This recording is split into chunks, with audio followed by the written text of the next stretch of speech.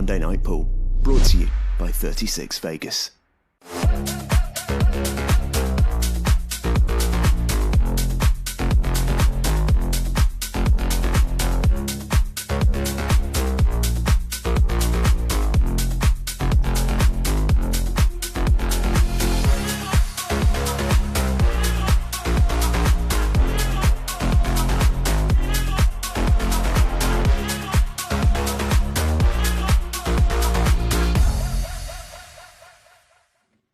Very good evening and welcome to the 36 Vegas Women's Champions League, brought to you by Ultimate Pool. Mark Shepherd and Liam White with you for tonight's show as we get underway with week 7 of the competition. Liam, I know you've been here throughout. You've seen weeks 1 to 6. Yeah.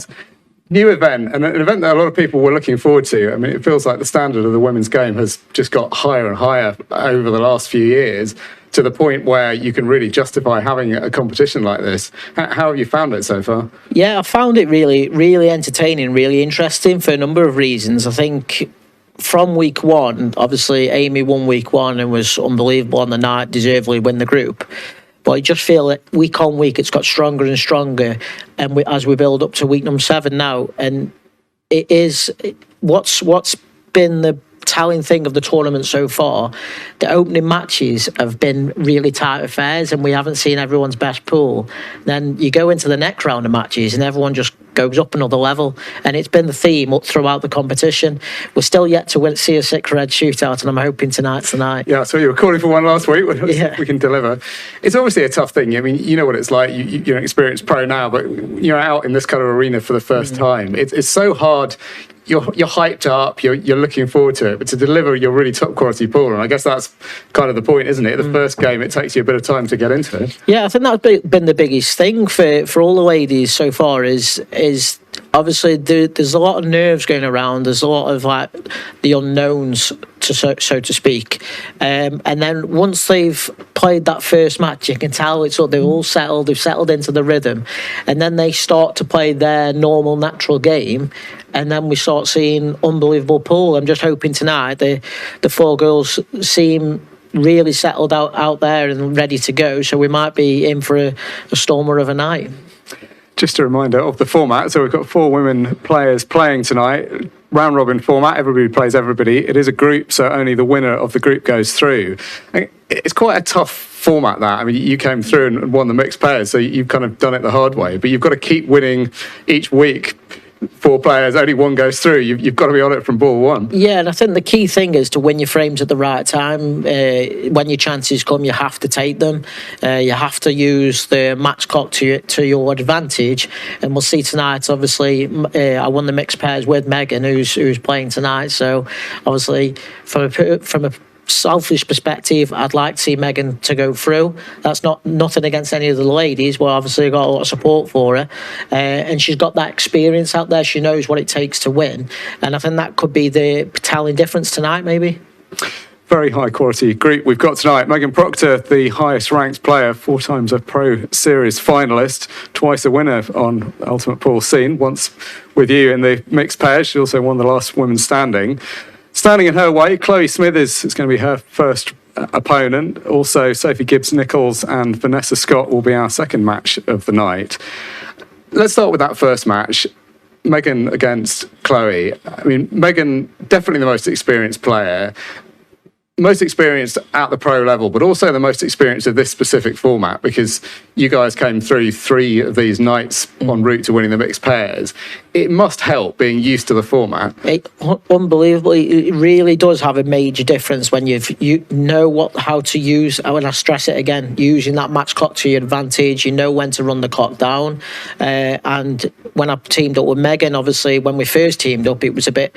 We didn't find the best performance at the start, and it built up again.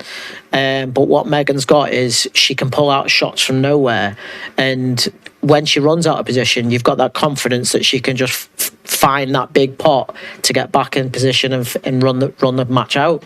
And I think she's not daunted by that pressure. With this format, if you let the pressure affect you, you're going to make misses and so on. But I think Megan is now used to that, and she believes that she belongs in the top end of the tournament, where she's going to be winning titles and carry on winning titles.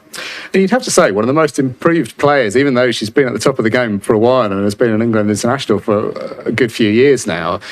She was one of the players that was sort of on the fringes of the top few and sort of a title winner or a title contender, but maybe not quite ready. Feels like the last 2 seasons. I mean, she's gotten to the 4 Pro Series finals, won a couple of other events. It just feels like she's really kicked on to another level. Yeah, she's kicked on to another level, and that's because she works hard on a game. She's recently moved to the Staffordshire area, so she plays at players as well as dishes in the arena and crew. She's got a lot of practice partners out there, and she's really done it, obviously for personal reasons, but also to put herself in the best environment for practice, to play better players, and to really kick on a game to the next level, to turn them runners-up trophies into regular wins. I caught up with Megan a few minutes ago. Let's hear what she had to say. Megan, welcome to the Champions League. Great to have you here. You've obviously had a lot of experience out in this arena recently, some happy memories of winning the mixed pairs. How much are you looking forward to going straight back out there? Yeah, I'm really looking forward to it. I mean, I don't have Liam, by my side telling me what to play this time, but hopefully we'll still do good. Do you think it helps? You've obviously had a lot more experience than the rest of the group, particularly out in this format, in this arena. Do you think that helps you coming into tonight? Yeah, I mean, in general, I don't think we've had, the women don't have a lot of experience out there, so the experience I do have is more than some, but still not that much. It's always hard to get settled out there, but hopefully I can settle well, settle fast, and play well. And you must be pleased. I know you've put in a lot of work behind the scenes to get the women's game to where it is. It feels like this is a real celebration of the quality of the Pro Series now. How proud are you to see all of you guys get this chance out there? Yeah, I think it's amazing. I mean, I've watched most weeks. I think it's so entertaining. You don't know what's going to happen, especially in the women's game. We've had so many, 2-1s, 1-1s. We've had favourites not go through. I mean, say favourites, it's really hard to be a favourite in this volatile format. But I think it's been amazing. I think it's been really good entertainment and really good viewing. So hopefully it carries on into the future and we have the same next year. And speaking of favourites, you obviously do come into this group as the highest ranked player, and we're going to be talking about you, I guess, as the favourite. I mean, as you say, it doesn't really feel like that with the format, but what do you target when you come into a night like this? I mean, I guess outright winning it has to be the final goal for you. Yeah, I mean, I'll always come in and that's what I want to do. I want to win. Ultimately, if I play well and if I feel comfortable, that'll be a win, especially being out in the arena. I think we saw it last week with Mary. It's such fine margins. People are coming in as favourites, as we call them, but it's really hard to be a favourite, and especially in the groups that we have. We've got 3 international players, we've got women's pros in this group. All the groups are stacked, so yeah, on paper maybe I'm a favourite, but no pressure on me. I'm just going to go out and enjoy it. Well, we hope you do. Best of luck tonight. Go well. Thank you. Very composed interview, and I think in a way that's one thing you also get from having played in this format a lot. Some of the people that come for the first time, they're almost more nervous about the pre-match interview than the match itself. Yeah, and you can tell that Megan's been there, she's done it, but she's got to, like she sort of said in the interview, she's got to be on a game tonight because she's coming up against 3 international players and a pro. And if you even 5% off your game, you're going to get punished at this level, and she knows that. She's got to be on it tonight. She's got to bring her A game. Her first match against Chloe Smithies.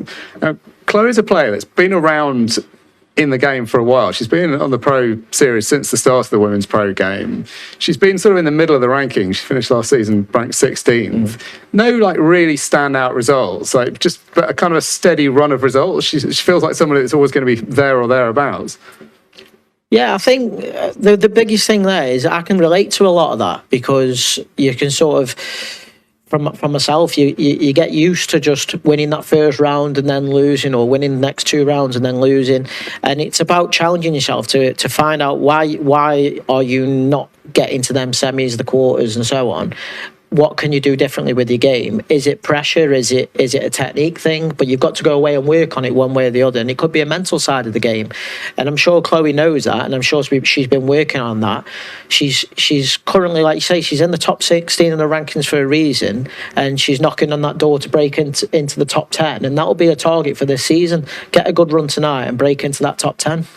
And the other thing I think she's got going for her coming into this event is she seems to have quite a carefree style. She doesn't seem like she's somebody that's dwelling on the pressure of this situation. She just seems like she's going to play her own game. She wants to just go out there and have a bit of fun with it. Yeah, and I think that's the biggest thing. You've got to play your natural game out there. You've got to enjoy the arena. You've got to enjoy the match environment, playing on TNT TV, and you've just got to sort of showcase your ability, relax, enjoy it, and obviously if you can do that, the results may come. And that carefree attitude to the game very much came through when I caught up with her a moment ago. Chloe, welcome to the Champions League. Good to have you here. I know you've been out in that arena a couple of times for other events, but sort of first big Monday night TV show. How do you feel about tonight? Fine. Honestly, playing the arena doesn't bother me. So if I start playing a bit rubbish, it's not because of nerves, it's just because I'm being rubbish, basically. In a way, do you think that's an advantage? Because I think we see a lot of people, particularly if they're making their debut in this kind of format, they're putting so much pressure on themselves. Yeah. I just never have. I don't really bother about the cameras or anything. I just look at the balls on the table and pot them, basically. And the format's obviously pretty quick fire, short matches and a short shot clock. It sounds from that description that that's probably a format you're going to like. Absolutely. I prefer knowing how long I'm going to be in there for. I hate knowing that I could be in there for 2, 3, 4 hours. Knowing that I've got 20 minutes on the clock does me. Is there anything you can do to prepare? Is it just a case of warming up like you usually would, or do you do anything different for that? Nothing, no. Just play it by ear and see what happens. And how do you reflect on the rest of the group? It's obviously sort of quite a friendly group. A few of you know each other already. Does that help? Yeah, it's a bit of a weird group. I wouldn't say there's... Obviously, Meg's coming as favourite, but I wouldn't say there's a specific favourite. Anyone can win. We've all got different types of games. I'd probably say me and Meg might be the closest in the way we play. But other than that, it's just going to see what happens and who takes to the table quickest. I guess there's always the chance of a 6-road shootout if it ends up close. Is that something you've practiced coming into this? I did practice one, and I smashed him as hard as I could and didn't pot one. So I'm going to have to rethink that theory, I think. I guess we'll go with plan A and try and win before you get to that point. Pretty much. Well, best of luck tonight. Good to have you here. Thank you. Very refreshing in a way to see somebody that's not putting too much pressure on themselves. Like she clearly relishes this kind of format. She doesn't seem bothered by the shot clock, which is going to be a major factor because a lot of players coming into this new, that's the thing that they've practiced least of. Yeah, and I think we can sort of take a bit of a leaf out of what Amy Price did last week. She come in with that carefree attitude, just believed in her own ability, and look how she was the group outside and ended up topping the group. And obviously Chloe's clearly got that carefree attitude, just wants to go out there, play, enjoy the game, obviously try win the night and just find her best form and put a show on for us. And how important is this first match? We talk about this a lot, but these are two players that could well have aspirations of winning the group. How important is it to get those first couple of points? Yeah, it's important to get off to a good start. I think not only the first match, the first frame, what we've seen is the story of the tournament so far is that first frame in each of the matches is so crucial because it dictates how the rest of the match is played. If obviously a lot of the time goes out the clock and one of them win the frame, which obviously they will, the other opponent's got to speed up their game to try and claim a win, and they just got to watch the clock. And there's so many anomalies to how they play tonight. It's going to have an impact. Well, let's see how they do play tonight. Let's get ourselves back out into the arena for the first time tonight. Megan Proctor takes on Chloe Smithies.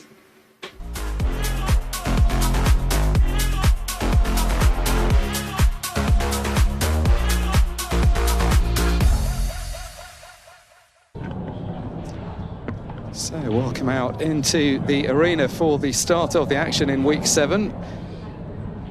Let's see 6 20-minute matches tonight. Nominally a race to 4. Not very often in this format are we seeing the scoreline be a decisive win. Normally time does play a factor. 30 seconds on the shot clock for the first portion of the match, dropping down to 15 seconds for the last 5 minutes.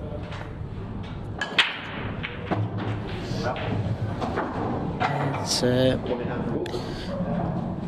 Megan's just gone in off on the break there. Seemed to position the cue ball quite close to the rail off the break shot. And it's first opportunity for Chloe, and she's straight in at them. Really does set the tone, as you were saying there. After a quick start in this first frame, it's such a difference. I think particularly for the less experienced player, I don't think Chloe is going to be quite as phased as a lot of people by the situation, but still she's going to want to settle down into it. It's a nice shot. I'm just wondering if she needs to be able to pot this to the bottom right. Just run the cue ball through slightly. You can tell straight away she's confident in her potting ability and is just playing a natural game.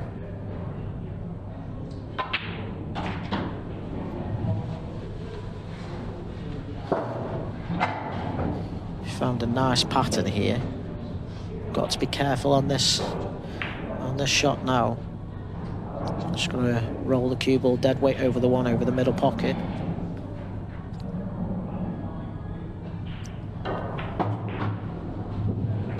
That's a sign of how quick the table is. She thought she'd rolled an absolutely dead weight, and that's gone a whole ball's width further than she wanted.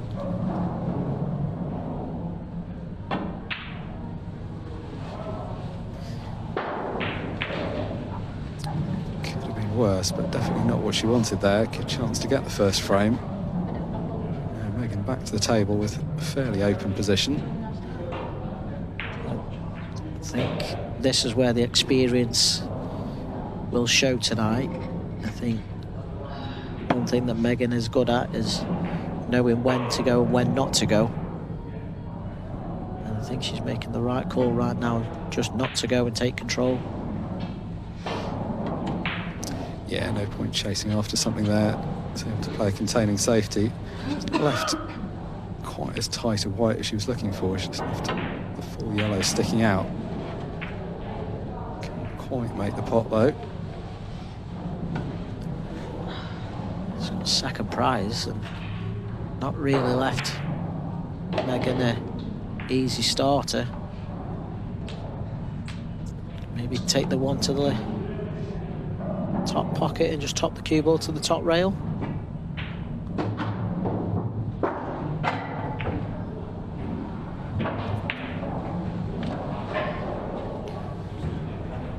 So this is now about just finding the correct route and sort of split the table in three. So you could take the one to the top left, land on the middle, and then track down into the pack, into the middle area of the four to just have a choice.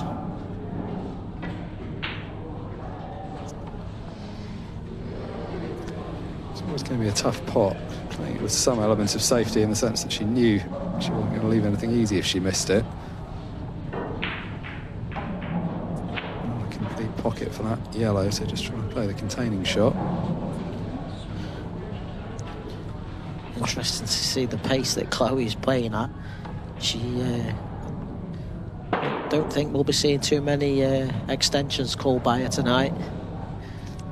Quite an advantage though, because if you are having to adapt to a quicker style than you're used to, it can be quite hard. It's like she's going to be very happy to play quickly. As we've seen so many times in this format, where somebody misses early on in the first frame, it could have been a quick clearance from Amy off the break. Now quite a lot of time has been used up.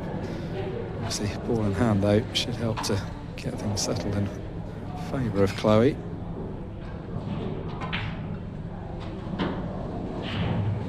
Just, I think I lost the cue ball a little bit on that shot. It might not look much, but has she got the angle to bring this cue ball back for the 8 ball into the bottom left?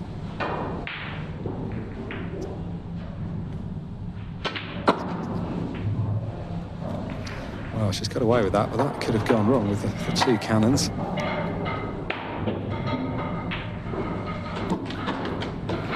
So, good finish in the end. Needed a second time of asking with ball in hand, but it is the less experienced player that gets the first frame. Comes from up the road in Oldham, former Women's Series plate winner. It's back when the Women's Series was split into an outright and a plate competition after the first day of Greek plate. Now reformed into a pro division and a challenger division, so a slightly different format. Experienced county player, now increasingly experienced pro player as well.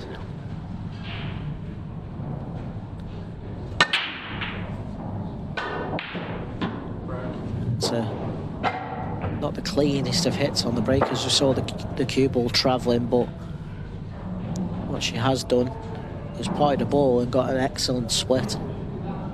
And I suppose the good thing what Megan's got to hold on to is the fact that Chloe does play so quick. We're expecting to see a lot of frames in the match, so it's not going to be the end of the world if she does run these out.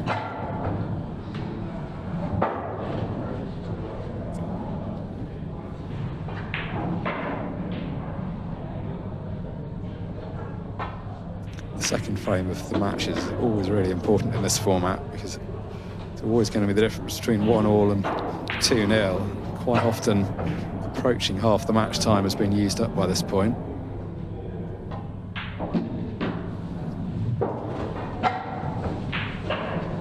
You can see Chloe's got a really solid technique on the way she strikes the cue ball with authority.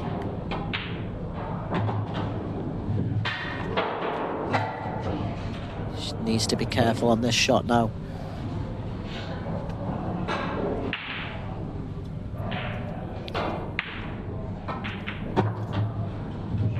Played that very well. She's perfect on the yellow, but can she find a home for the 8 ball?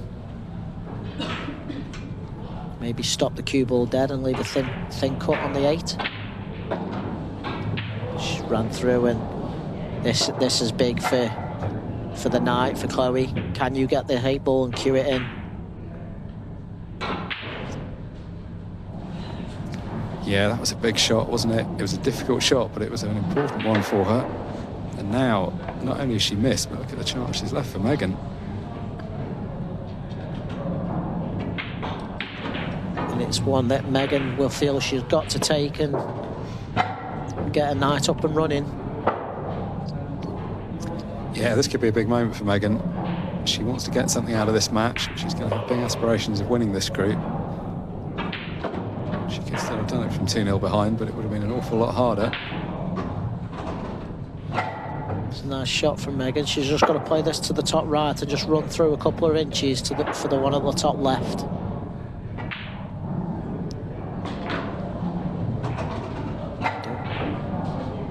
Looks to be a little bit too straight, wanted an angle. Still got a chance. She can run it through and take it to the opposite corner, but it's going to be a more difficult shot if she has to play it like that. That's what she's had to do. Looks to be straight on that red as well. Yeah, she's got a trace of angle. It's towards the top cushion, I think, so it's going to be hard to power this in. Oh, she's done well there. She's cued that in smoothly and made an angle from not very much. It's ball in hand perfect, excellent shot.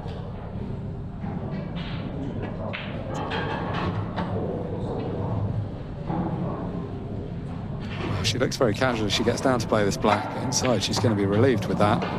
Could have been 2-0, but Megan Proctor does what she needs to, gets it back to 1-1. And this is a excellent pace he's playing as we see. Megan from Morecambe recently moved to Staffordshire, and she is the 2025 UP Mixed Pairs champion with yours truly. I'm sure she had a bad back after that event. Multiple series finalist. Joke aside though, you guys must be proud of that, because that was a stacked field, and it's also a tough format, as we know. It all happens very quickly.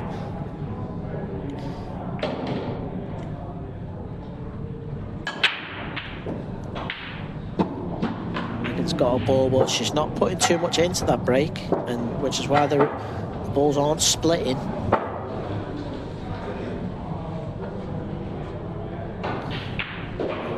I think the cue ball may be too close to the rail to generate the power.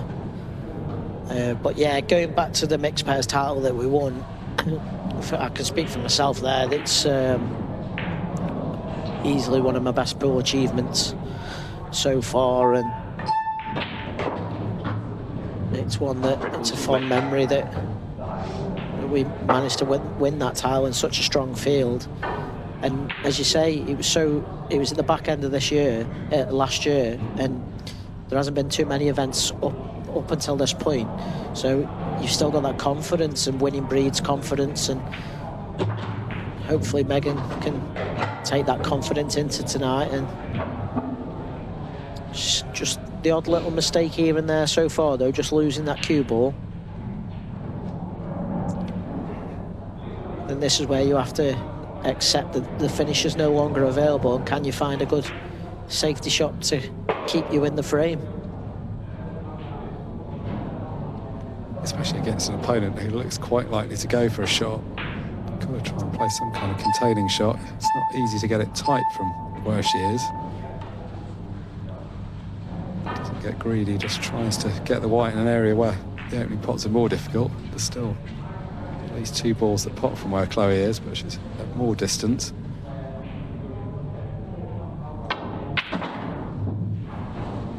As an example, the queuing, so much the pot, which wasn't super difficult, but she struck it really well.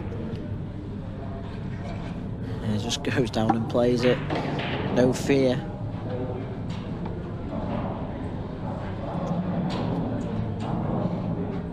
It feels like, I don't think we've seen either player call an extension yet. No, Chloe's called for the rest a couple of times, which comes out of your own allocation of time. She doesn't even need an extension for that. Wants to just miss this yellow and land the cue ball on the bottom rail. It's not too bad, but the tricky thing is, how do you cannon this yellow and land with the right angle to get position on your last one? Just got one roll too much, I think.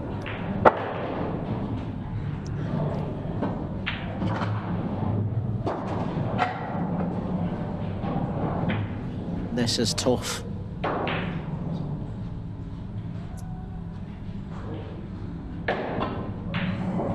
Oh, how good a pot was that? But never going to be easy with the cue ball. Unlucky in the end to find the corner pocket.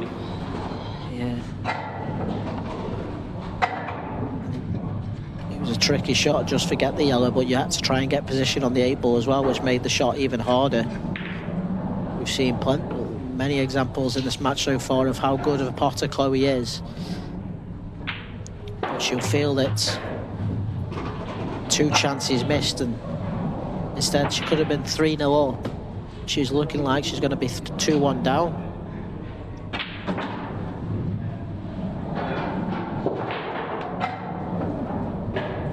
Megan couldn't really have hoped for any more than this. These last 2 frames have both been handed to her with open patterns on the table.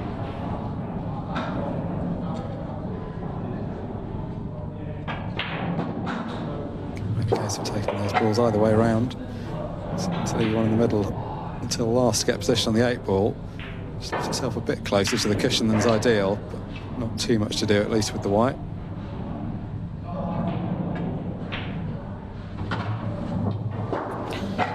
It's a nice, confident route that Megan's found, and it's 8 ball to take a 2-1 lead.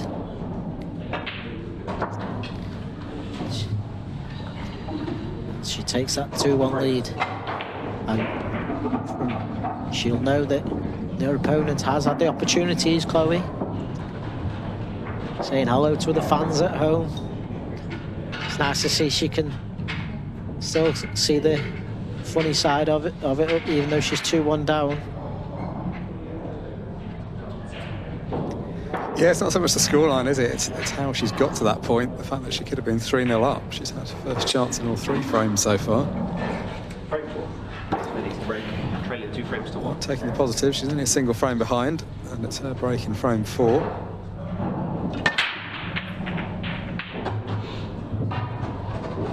And it's another excellent break. And look at the yellows. The tough thing is the opening pot.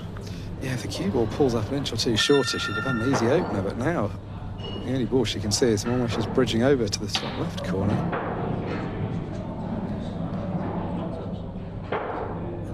It's not the... Can she get the cue in, or she looks like she has to be bridging, staying still there, and as a result misses it by some way, but has got second prize. I don't think she's left Megan a shot on the yellows. That's what happens when you're queuing over a ball like that. Just got some unwanted side and ended up missing the pot by a long way. We are now into the 15-second shot clock section of the match. We see the first extension called.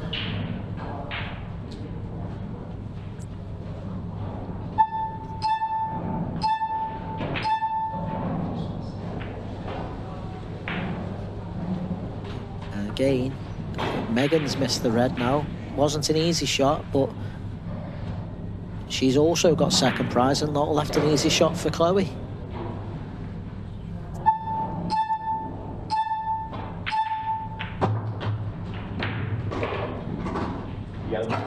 Gets the plant, but no position. This table's playing quick, isn't it? We've seen both players over on positional shots.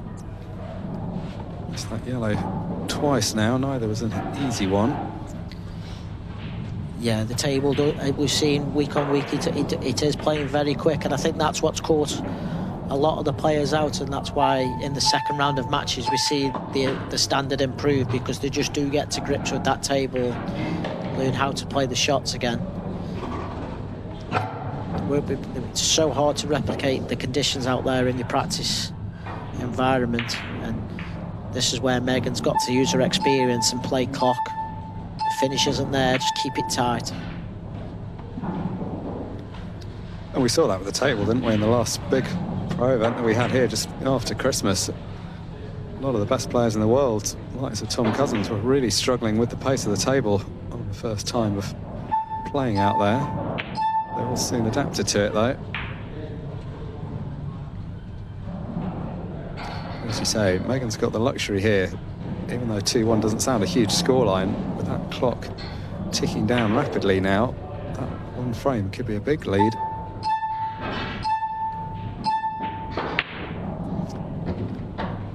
A nice shot from Megan. As we see on the screens, the number was fixed on 3. It's now been resolved. So Megan's just running clock here a little bit.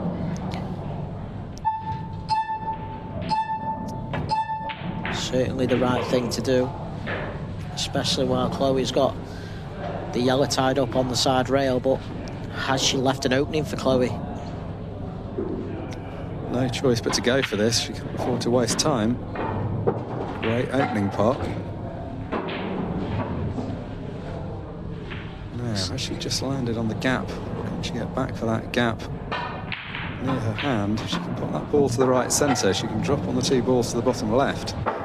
She's got a good chance here. Cue ball, just okay.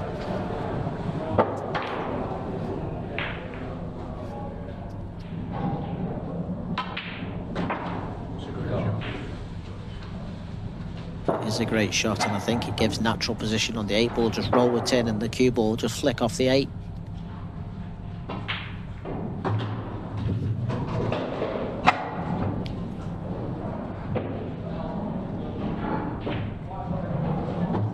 Excellent finish there from Chloe to salvage a 2-2 draw with 57 seconds left in the match.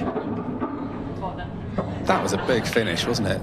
That was a difficult couple of shots she had to take at the beginning of that to set that chance up. Megan would have thought that she'd got good control of that frame, but watches her opponent clear up. She's just about got time to nick a decider, but it looks very likely that the score could end up tied. What we do know is the draw in the opening match isn't the end of the world, but it does put the pressure on your second round of matches where it's almost a must win. 2 points for the win, 1 for the draw. 6 matches are going to be played tonight. So See, if you win all 3 of your games, 6 points is always enough. 5 points is often enough. 4 points usually gets you involved in some kind of 6-red shootout situation. Can Megan find a buzzer beater? Looks tough. The key here is to not miss at the point your opponent's still got the chance for the counter. That's pretty much gone now. Her opponent isn't going to have chance. She can afford to race after these if she wants to. So she's pretty much accepted the draw though. You've got to think it'd be worth having a flyer at this, because she's not leaving Chloe with enough time to do anything, but it doesn't look like she is going to.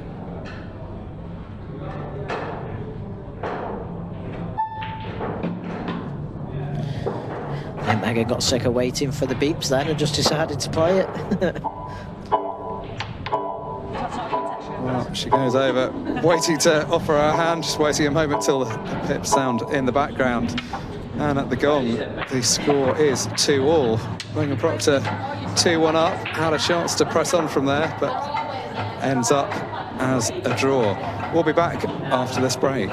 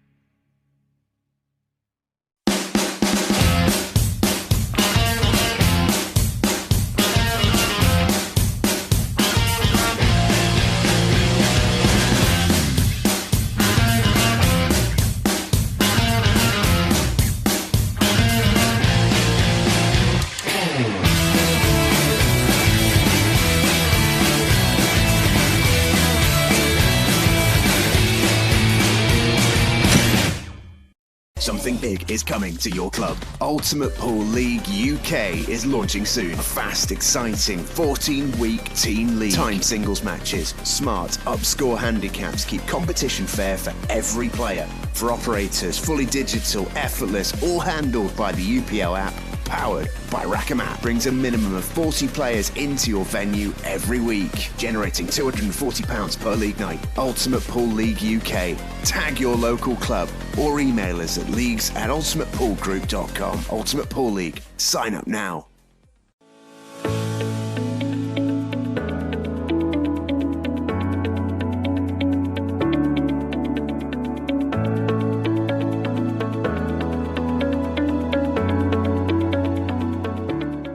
Introducing the all-new Ultimate Pool Pro 15 pool balls powered by Dynaspheres. The official ball set for all Ultimate Pool tournaments. Unmatched consistency and precision with perfect roll technology. Developed with the best players in the world to elevate their game and your game. Available exclusively in the UK at ultimatepoolshop.com or from your authorised Dynaspheres retailer. Life doesn't always wait for a good time. Anxiety, stress, grief, they don't care about schedules. But your therapy can fit your life. Imagine talking to someone who gets it. From your couch, your kitchen, even your bed. No journey, no traffic. Just real help from wherever you feel most at home. Omnia's online therapy brings you experienced therapists with sessions that work around your schedule. Transparent pricing, no hidden fees, just support that's affordable, accessible, and comfortable. Take the first step today. Visit omniahealthgroup.com.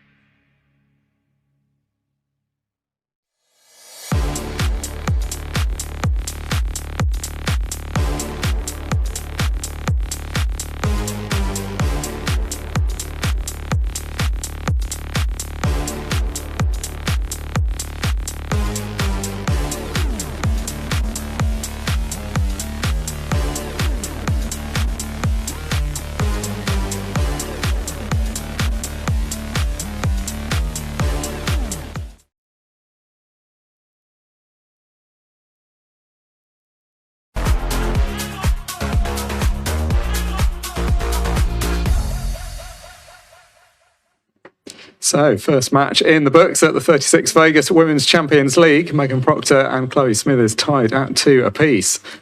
Strange match in a way. I mean, Chloe had first chance in all 3 of the first 3 frames, could easily have been 3-0 up, but then in the end I think Megan will probably be disappointed with the draw. Yeah, and I think so as a result the draw is probably the fair result, because Chloe's had probably more chances than Megan, but as you say, Megan got herself 2-1 up, and she might look back on that frame, and with that yellow being, it was tight to the middle, but could she have played a shot a little bit early in the frame, maybe just tied it up, just played a red on top and ran clock. But having said that, Chloe knocked in an unbelievable finish under the pressure to salvage a draw, and yeah, fair result. Big fourth frame that, as you say, Chloe had to pull out quite a finish. If she hadn't got that, the time was going to run out. That kind of showed how good she can be as a player. Some really good pots in that finish. Yeah, and I think what we saw from Chloe, she's just no nonsense. She just wants to pot the balls, and if she can just tighten up the cue ball control a little bit, she's going to be a player to beat, because with that potting ability that she's got a solid technique. Once you tighten up that cue ball and your pattern play gets a little bit tighter and more consistent, you're obviously going to win more matches than you lose. Well, that was our first pairing. Let's turn our attention now to the second pairing. Sophie Gibbs-Nicholls takes on Vanessa Scott. Sophie Gibbs-Nicholls is a player that's been around at the top of the game for a long time. She's been an England international for 10 years now. She's somebody that everybody knows. She's very likeable. She's very sort of measured. She seems to be on top of what she's doing on and off the table, and always a dangerous player as a result. Yeah, and I think the fact that she is very well measured, and she really studies the game and studies her own game, and she's a big advocate of the mental side of the game, which I know she plays a big part in herself. I personally feel that pool is one of them that the more we've been playing it over the years, the mental side has got bigger, and players are now admitting that they need them to manage that mental side to be able to find that extra % needed to lift the titles. And you're seeing now on socials that a lot more players are going down that avenue. And people are a lot more open. It used to be perhaps back in the day people would feel like they needed the help but didn't, bravado, felt like they shouldn't ask, or even if they were asking, didn't want to talk about it. It feels much more open. I mean, we're talking about it in relation to Sophie because she is a sports psychologist by job, so she works on that professionally. I mean, that must, as you say, help her own game. Yeah, because like you say, probably talking for myself, who's trying to find that extra %, you can sort of see it as a sign of weakness, and you've got to accept that it's not a weakness. If you can, it's a sign of trying to progress your game. If you can identify where you're going wrong. But Sophie's not just a sports psychologist, she's a very, very good pool player, and she's a player that has been an England international for a number of years. She's high up in the rankings as well, and she's just on the edge of the top 10. And like you said, if she can have a good run in this event and sort of put some runs together this season, Sophie's target, I'm sure, is to be trying to lift the title this season. And you always feel like that international experience is so valuable because it's not just the standard of the players, but it's a really pressured situation. You're there playing single frames in front of large crowds. You don't want to let your team down. The people that do well in that format are nearly always really solid players. Yeah, because when you're playing on the international circuit, it's the added pressure of letting you think, I'm letting my teammates down if I don't win the frames, and it's like a cauldron atmosphere. And obviously when it's your first time playing on TV, whilst we don't get the same crowds as what you get on the international stage yet, what you do get is the TV pressure and that cauldron where it's just you alone in that arena, and you've got a lot of things going around in your mind when you do make a mess, or what are people thinking. It's who can handle that the best and play the best and deal with that situation. I caught up with Sophie before play started tonight. Let's hear what she had to say. Sophie, welcome to the Champions League. Great to have you here. I know you've had a bit of experience out in that arena before. You've played Last Woman Standing, but first sort of major TV debut, I guess, tonight. Yeah, so Last One Standing was quite recent, so had a good experience there. I was definitely nervous, but managed to, stay relatively controlled. So, yeah, feeling okay and just forgetting about the cameras and same balls, same table, so just see how it goes, I guess. And you come into this, of course, as one of the most experienced players in the group. You've been playing internationally for 10 plus years. I guess that helps you, that kind of pressure from international game. Yeah, I think so. I hope so. Just having had some experiences of playing under pressure and being able to stay kind of relatively calm and composed, I think helps. And most of all, I just want to enjoy it out there as well. There's, something to gain, but nothing to lose in a way. Yeah, I mean, I guess coming into this, that's kind of the way to think about it, because it's a very quick-fire format, as we always talk about. It's pretty hard to pick a winner. Do you come in with any aspirations beyond enjoying the experience of the evening? Not really. I think, as others have said, it can kind of go any way. I respect everyone in the group. I know everyone's game. So, we'll see. All I can do is just try and play my best and hope results go my way. Quite a friendly group. You were all practicing together, and you've got a few international and the county teammate as well. Does that help coming into the night? Yeah, I think, it helps me to relax into it a little bit, which is probably a good thing for my game. So, I think we all know each other pretty well. And, as you said, just been kind of chatting and playing one another out there. So, feeling nice and relaxed going into it. Excellent. Well, good to have you here. Go well tonight. Thank you. We were joking at the end about the fact that it's a bit of a friendly feel, but it's actually worked out in a strange way. We've got 3 international teammates today, and Sophie and her opponent in this match, Vanessa Scott, are also county teammates for Devon. I'm sure if they travelled up together, no doubt, and it is a friendly. We've found that on the tour this event, the Women's Championship League, all the players are friends on and off the table. A lot of them travel together. They go to tournaments together, and there's less of a rivalry as such compared to what it is on the men's game. But I'm thinking more and more of these events that they'll be wanting to get one up on each other and come out on top. It's nice to say, isn't it? There's a sort of camaraderie. It does genuinely feel like they want each other to do well. I mean, you think the way these Monday evening events go, that players have a practice out in the arena. They very often do it one at a time, then they go away somewhere else. But tonight they were playing some frames against each other. It just seems like everyone was genuinely supportive. Yeah, I think because every player is trying to grow the women's game at the same time, and they want the best for every opponent. And obviously they want the best for themselves first and foremost, but they want every opponent to do well out there, put on a show, and collectively grow the women's game. And I think that's what they've done so far in the competition. Sophie's opponent tonight, Vanessa Scott, perhaps more of a wild card player in the sense that she's not an established pro. She's come through winning the Southwest qualifier. That's what's got her the right to play here tonight. She is an experienced player, though. She doesn't currently play on the pro series, but she is of a standard too. She's been playing for England. She's been playing county. She's somebody that's going to fancy this, and maybe in a way it helps you sort of slip under the radar because you're less talked about. Yeah, the pressure's not on Vanessa, I'd say, tonight. And the ranking points aren't on offer for her, whereas all the other ladies are playing for ranking points.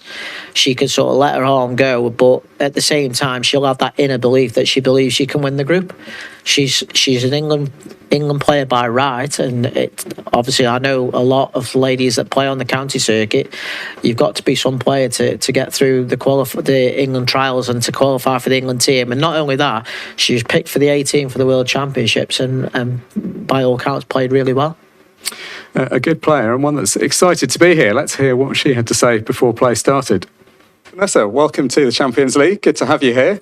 Thank you. First time out in this kind of big arena on live TV. How do you feel about the experience? Yeah, I'm excited about it. Something different that I wouldn't normally get down in Cornwall. So, yeah, it's all good. You came through winning the Southwest qualifier to qualify for this, so you've had a bit of time. I guess the prize was knowing that you were going to have this. You've had a few weeks to look forward to it.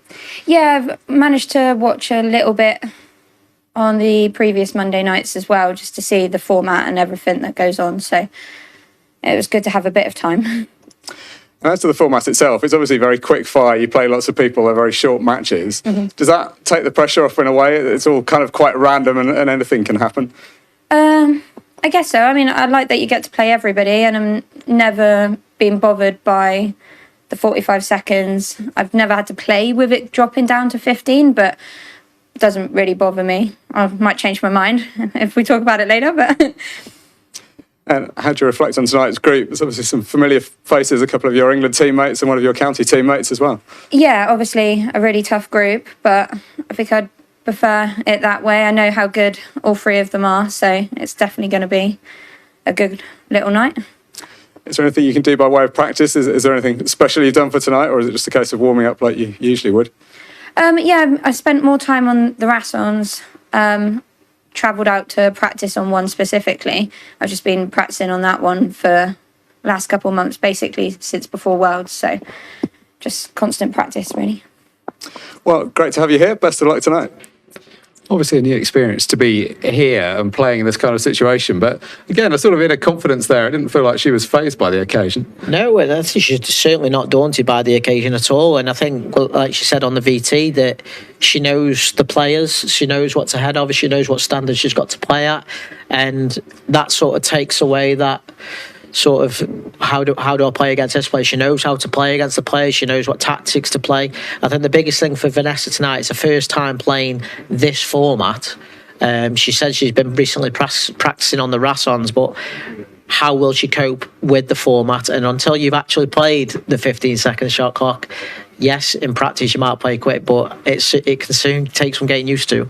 And things like the clock management, which sound really obvious, it's like if you're ahead, you just take some time, but it's actually very hard. It's a really acquired skill to get it right. Yeah, and it takes well, we saw in the men's pro series, it took players a number of tournaments to just get used to it and to adjust the game, and all of a sudden you start practicing to the format of the tournaments, and obviously that's what Vanessa's been trying to replicate as much as possible. And will the practice pay off?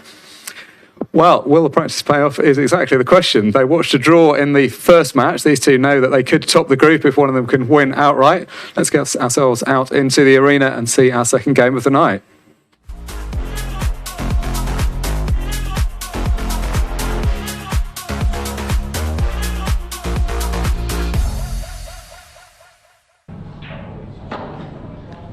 Moments this for Vanessa Scott as she sits in her chair. First time out in this arena on live TV. She's won the lag and breaking the first frame.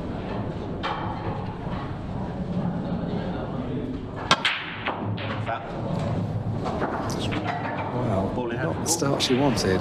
Arrowed the cue ball straight into the middle pocket. So first chance for Sophie Gibbs-Nicholls.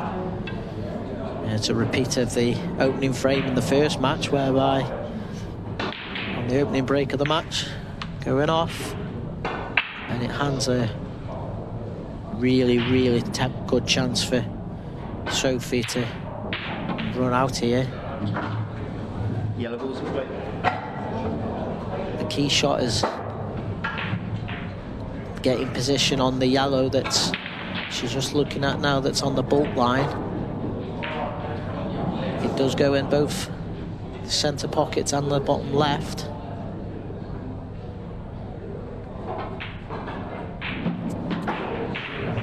I think she's got the perfect angle to maybe draw into it, and knowing that you're guaranteed to be on the one over the bottom right.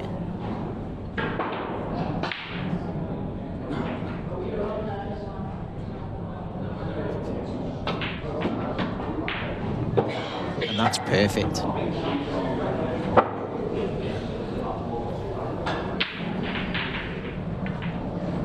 It's a good strong start, and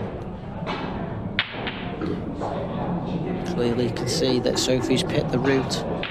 It's going to be a little soft screw through the gap between the red and the yellow for the yellow in the right middle after the shot.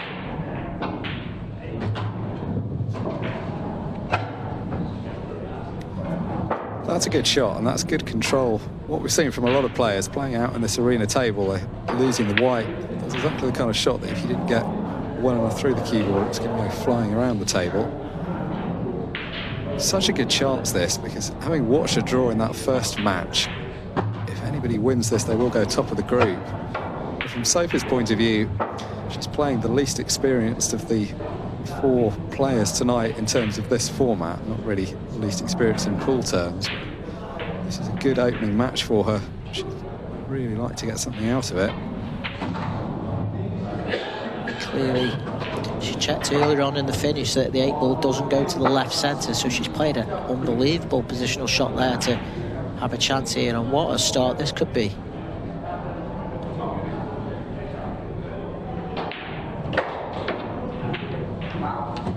Excellent from Sophie Gibbs-Nicholls. Even that 8 ball, she's done so much hard work there. It took a little bit of extra time to make sure. It's by no means a formality, that shot.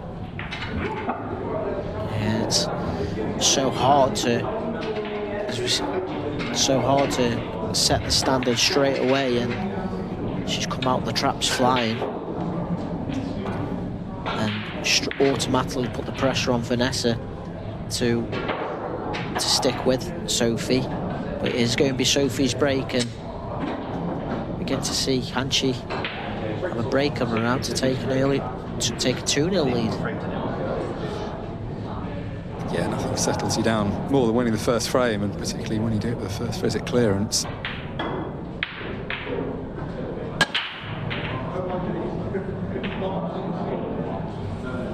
couple of balls threatening pockets, but stay on the table.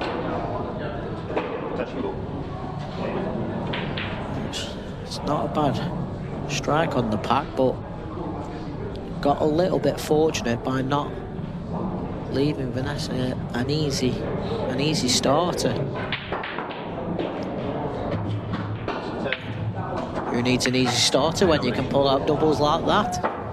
Oh, how's that for her first shot?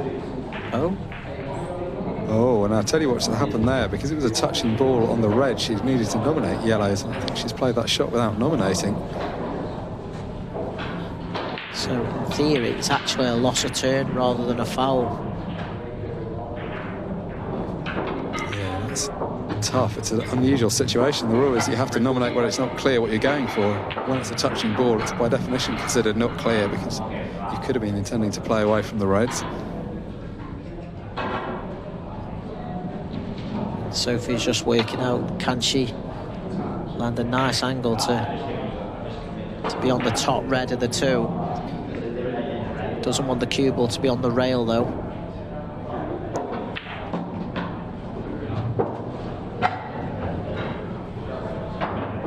That's not a bad shot as long as you can pop the red.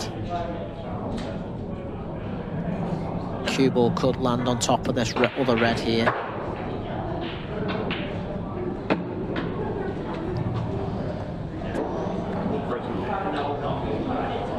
And that's because they were so close together, the cue ball was tracking directly on top of that red, and it was so hard to force the cue ball through.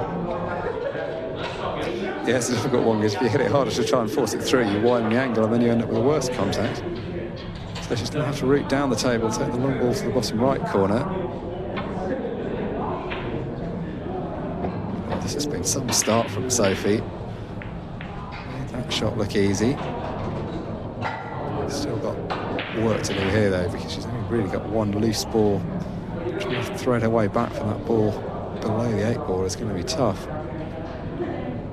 She's going for the double. Needs to get the cue ball out to get position if you do get the double.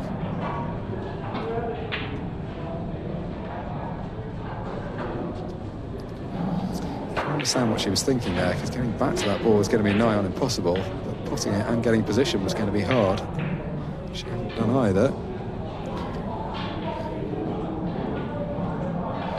Just say this is a local derby between these two. I'm sure they've been practicing with each other over the years, and they'll know what each player is capable of.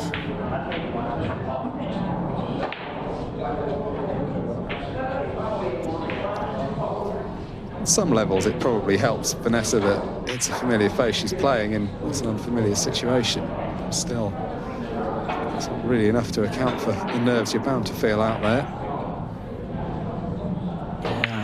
I know Vanessa's just missed that pot, but this isn't easy for Sophie, because the final ball is going to be the red that's on the rail at the top of the table, and she's got to get position on the 8 ball.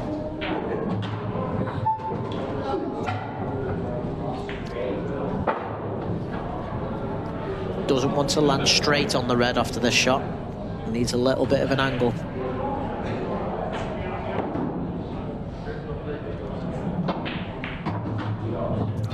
How's this nudge? Great. She's just about still on this ball, but this is really awkward now.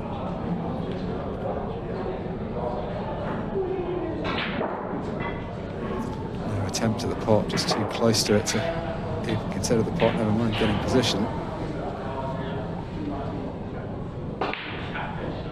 She doesn't have to go for a clearance here. She can play containing safety on the left-hand side if she wants to.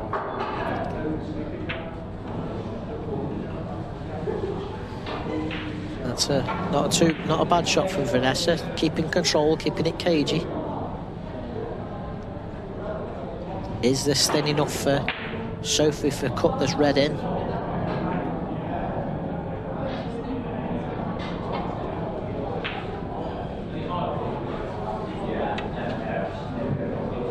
Don't mind that shot, keeps the pressure on Vanessa. Keeps the red in open play. Particularly in this situation where Vanessa's going to feel pressure going for a clearance, keeping that ball in open play is a good idea because she may well get another chance at it.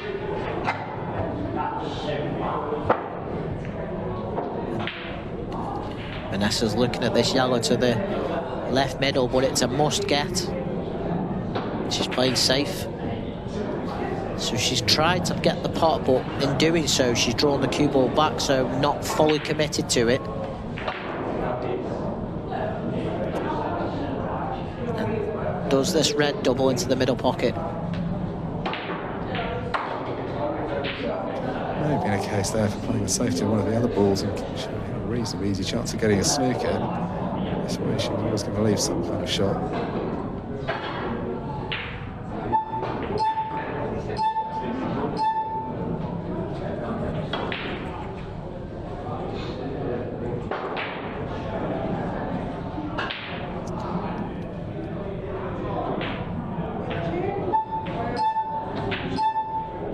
8 ball, oh, nearly missed it by so much. Very close to cutting the 8 ball into the middle, and Vanessa's in complete control now. That would have been a loss of frame, of course. It's okay to put the 8 ball off the break. That's a golden break. It's okay to put it in the middle of the frame.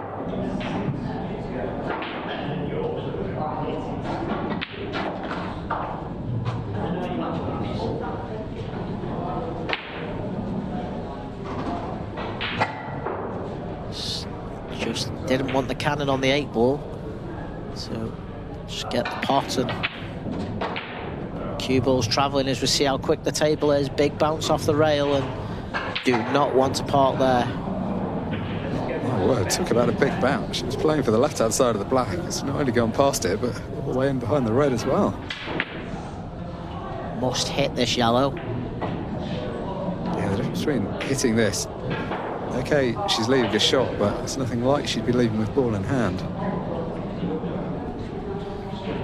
This was a match that looked like it could get off to a quick start. When Sophie had that reverse dish in the first frame, we felt like we could rattle through a few, but the second frame's eaten up a lot of the clock.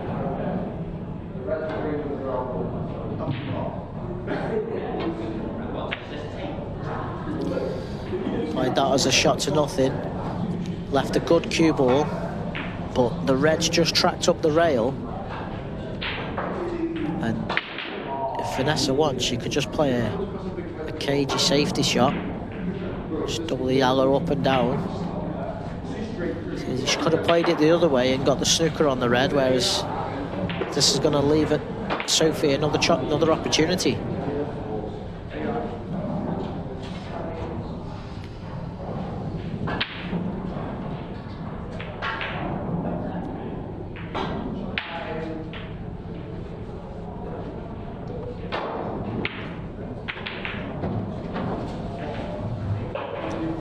Very good pot from Sophie. It's going to have to come up with a second one though. 8 ball at distance. Important you stay still on the shot. Let the cue do the work. Cued across it. And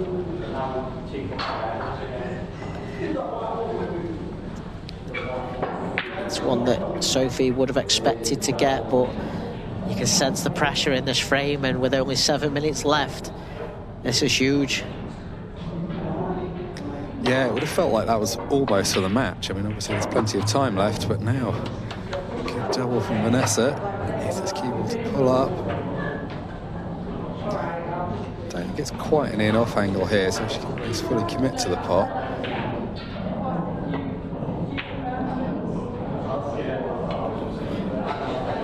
Jumped up off the shot, and as a result missed the 8 ball, left to Sophie easy opportunity to take a 2-0 lead. And how relieved is Sophie going to be? She had such a good chance to go 2-0 up. It looked like she might have thrown it away. And now that 2-0 lead with less than 7 minutes remaining plays big for her. Former doubles world champion, so multiple world team champion with England. Stayed in that England team at the top of the rankings, enough to qualify for multiple world championships for 10 plus years now. It's not a bad CV, that one.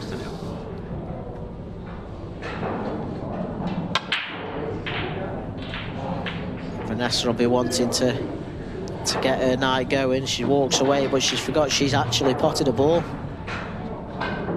She wasn't looking.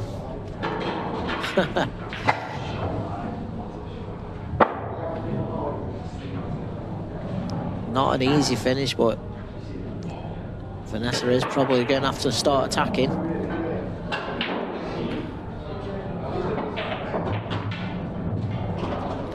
That's a nice shot, nice opening shot.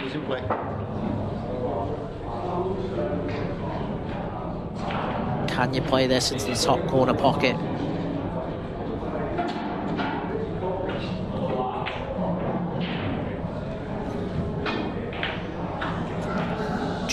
Just missed it, but it was a good attempt, but it's opened up the reds, and it's an opportunity for Sophie to take control of the frame. This is a great chance, not just to take control of this frame, but to get into a pretty unassailable position in the match as the clock ticks towards the 5-minute mark. Vanessa's played a handful of good shots, but she hasn't quite settled down. Her breaks has been great so far. Did pot a ball that time, but it was a slightly ragged strike. 15-second shot. As we saw on that shot, Sophie's got a really solid technique, and as long as she stays still, she's 9 times out of 10 she's going to get the pot. Excellent shot. Yeah, it may not have looked much because she's missed it, but actually to get that ball cut down the rail like that, in or over, was good. She hit that well. Attempted loss of turn, doesn't quite come off. I think the theme of the tournament so far has not been the players that have tended to progress through. It's not been all out break and clear and run outs. It's who's playing the best percentage shots and taking control using their experience, and it tends to be the player with the most experience is going through on the night, barring last week where Amy went through. Yeah, we've seen some big names go through already. Some performance out from Amy Price last week. She's going to be one for the future, one for the present, in fact, because she's still batting in this tournament.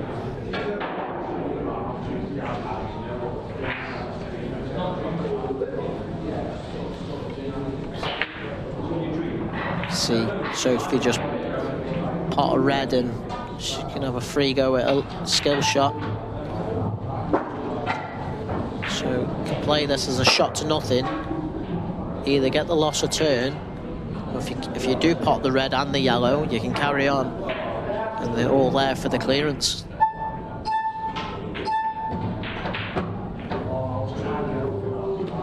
Nicely judged, not easy at that angle.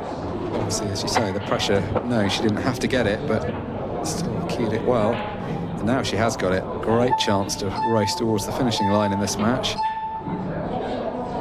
Oh, may not be consequential, but it's going to be a disappointing miss. That's the JMO commentator's curse that we've been victim to over the last few weeks. Yeah, in her head, she must have been thinking that it was a great chance to get the match won. It's not really done Vanessa any favours, because with the time running down, so she doesn't have to clear up at this frame. She can long it if need be. Key thing here is just to keep both of these reds in possible positions. Even if she doesn't pot this ball, if she just keeps it somewhere open, it makes it very hard for Vanessa to play the loss of turn in a telling way. And Sophie's 2-0 up. She's still got an extension available. She could have taken another 15 seconds out of this match just on that shot alone.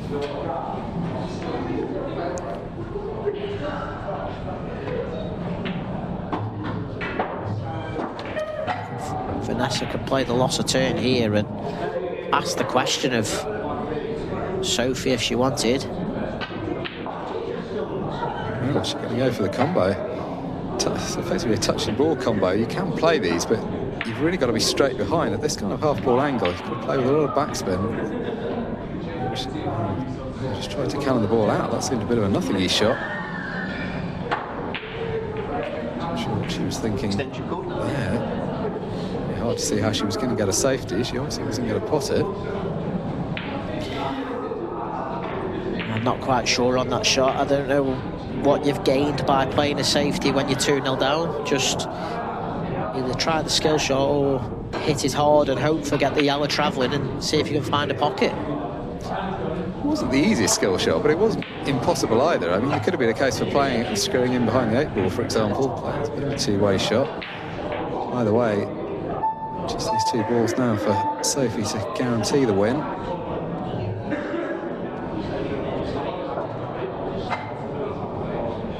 It's a race to 4, so not mathematically done yet, but in practice, 3 frames up with 30 seconds remaining is a very comfortable position to be in. Yeah, I think for this match to be anything other than a Sophie win has received Vanessa's VT.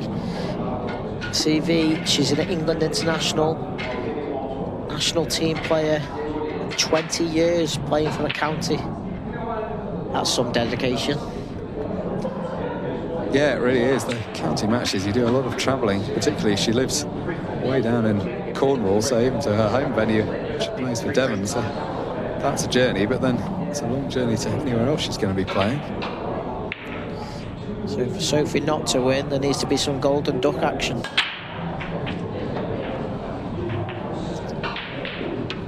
Gets a ball, 8 ball stays still and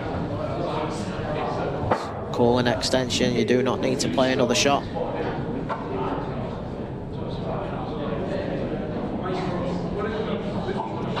It's been a good start here. It was a very good first frame from Sophie. That reverse dish from the in-off from Vanessa. It was a little bit scrappier after that, but Sophie will be very happy with the job's work. She is our first winner of the night and goes to the top of the table for Vanessa Scott. Nothing out of this match, but she'll have another chance later on. We'll take a quick break, more after this.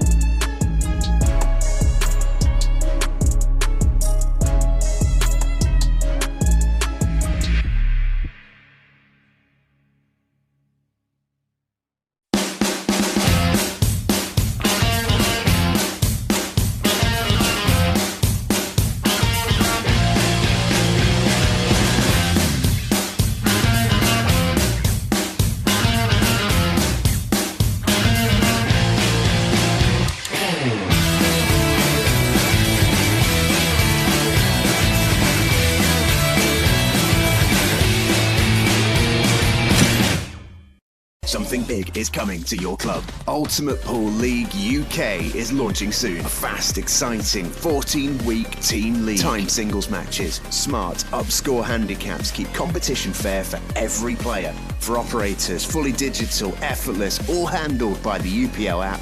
Powered by Rackamap, brings a minimum of 40 players into your venue every week, generating £240 per league night. Ultimate Pool League UK. Tag your local club or email us at leagues@ultimatepoolgroup.com. Ultimate Pool League. Sign up now.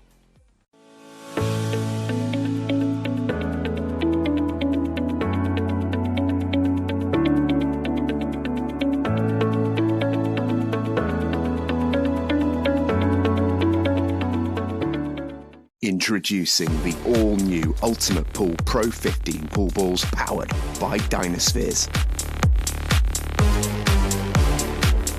The official ball set for all Ultimate Pool tournaments. Unmatched consistency and precision with perfect roll technology. Developed with the best players in the world to elevate their game and your game. Available exclusively in the UK at ultimatepoolshop.com or from your authorised Dynaspheres retailer. Life doesn't always wait for a good time. Anxiety, stress, grief, they don't care about schedules. But your therapy can fit your life. Imagine talking to someone who gets it. From your couch, your kitchen, even your bed. No journey, no traffic. Just real help from wherever you feel most at home. Omnia's online therapy brings you experienced therapists with sessions that work around your schedule. Transparent pricing, no hidden fees, just support that's affordable, accessible, and comfortable. Take the first step today. Visit omniahealthgroup.com.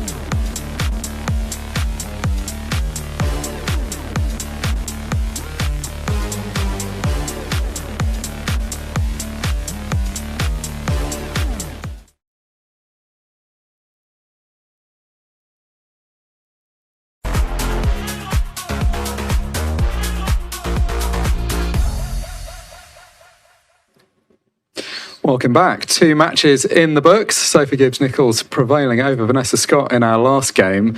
It kind of seemed an inevitable result that after that first reverse clearance, the in off the break from Vanessa Scott and a good first frame from Sophie. Yeah, I think Sophie set the tone for the match right from the off, and that's what you've got to do to put your opponent under pressure straight away. She knows it was Vanessa's first time out in the TV arena, and straight away she's gone and off, and she's gone, I'll punish her. Runs the rack out, and all of a sudden Vanessa knows that to win the match she's got to play some strong pool, and I think as a result of the first frame it put the pressure on, and she didn't really find her rhythm that she needs to get to stay in the group for tonight, and obviously she's going to be up now, and she needs to find her own game. Well, those ones, it all starts happening quite quickly. There's a lot of sitting around at the beginning waiting to play, but now you lose the first match, you're straight back on. Suddenly it's important, because if Vanessa loses the second match, that's kind of her evening done. Yeah, I think you can sort of now just accept, obviously, yeah, I've lost that match, but just play it's straight knockout pool now for her. If she can win 2 matches, she puts herself within a chance of trying to stay in the night. It doesn't necessarily guarantee her through, but what she does know that if she does lose, she's out of the night, and obviously it's home time. Whereas at the other end of the table, for Sophie, top of the table now because of the draw in the first match, that win good enough to go top. That's kind of all she could do. Possibly she would have thought that was the easiest match of the 3 she'll play tonight, but she looked good value for it. Yeah, you could argue it was the easiest match, but also because they're from the same county, it can be hard. It can be the hardest at the same time, because you know the opponent that you're playing, and obviously you're from the same area, so you see each other week in, week out. So that can be its own demons and make it really hard for yourself. But she's done a professional job. She's got the win, and she's sitting pretty at the top of the group. So our third match, Vanessa Scott's going to take on Chloe Smithies. Chloe looked pretty good in that first match. It was a match that could have gone either way against Megan. Having watched that last game, I guess Chloe's going to fancy it, but she's equally going to know that things can very quickly change around. Yeah, Chloe's the standout potter of the night so far, I'd say, in terms of how she strikes the cue ball. I think she had the chances to win that first match. What let her down was obviously a couple of missed chances. But if she can improve the cue ball control and get that tighter, not only can she win the next two and top the group tonight, she can do some damage on the tour this season. She's just got to work on that cue ball control because her potting ability is unbelievable. Well, let's get ourselves back out there for our third match of the night. Vanessa Scott takes on Chloe Smithies.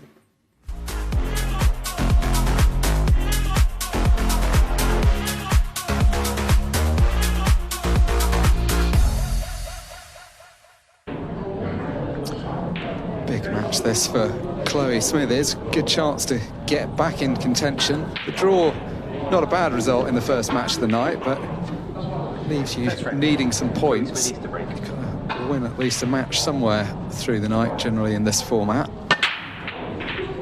Cue careering left and right, but does stay on the table.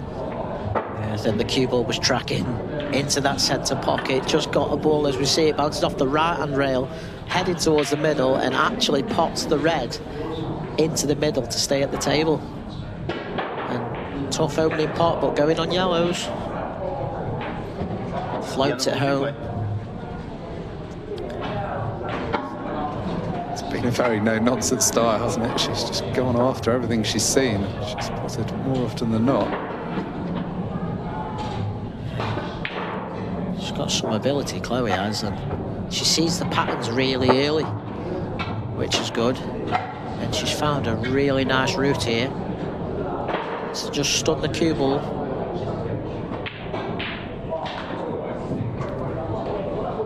A little bit in between, so has to track, pop the one to the middle and track up the table now, but doesn't want to be straight.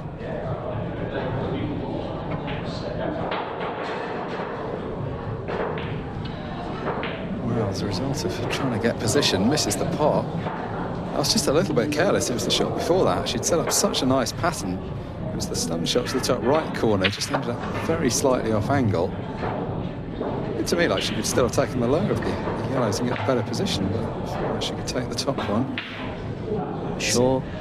And that's a good response from Vanessa, though, to come to the table after losing the first match and just slam that red home.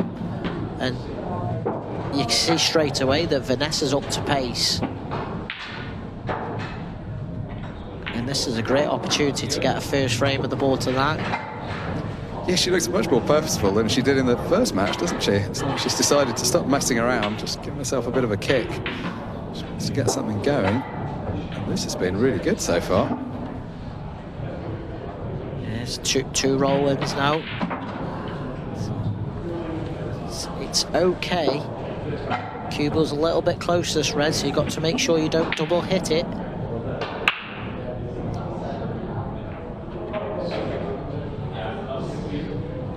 Just made it, but this 8 ball is huge now. This 8 ball for her first frame of the night. Never in doubt. What a finish was that, and how different a player from the Vanessa Scott we saw in that last match. She was struggling to get anything going. What a fantastic first frame. It was hot in the pocket, and it's a similar theme to what we've seen most weeks. The second round of matches, the level of all 4 players tends to go up, and judging on that opening frame, the level's certainly gone up for Vanessa. And she'll be pleased with that. She's travelled a long way up. She's come all the way up from Cornwall to play in this tournament. She's won a qualifier to get here to start with. The last thing you want to do is go out tamely and feel like you haven't shown what you're capable of. Better break as well. Still a little bit out of control, but a much better result than in her first match. Yeah, it's a very unorthodox break. The cue ball does go travelling, but if you can get a ball, who cares? And manoeuvre that cue ball round really well, and this is a really good chance to take a 2-0 lead. And this is the frame that matters. It's nice to have got that first frame as a settler, but now this is a good chance to press on. 2-0 lead plays big in this format. It's great to see as the pace that both players are playing at. It's really entertaining to watch. Yeah, it's like they're both playing with a 15-second shot clock already. You've got a full 30 seconds to use, with them needing it.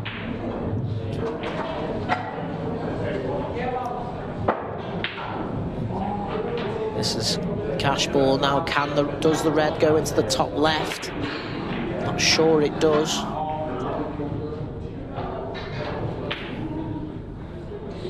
Is it worth playing the loss of turn and track the cue ball up the table?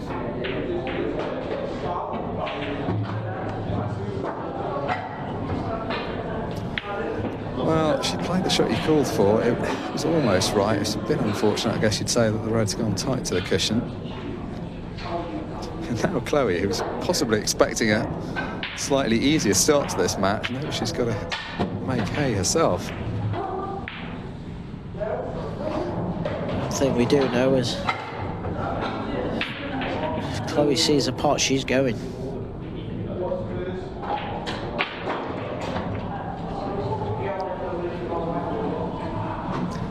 Red's in a pretty bad spot on the left-hand side, tight to a cushion just below one of the middle pockets. It's pretty much the hardest place for a ball to end up. Chloe could play a snooker here and just bring the yellow off the rail and leave the cue ball pretty much where the yellow is.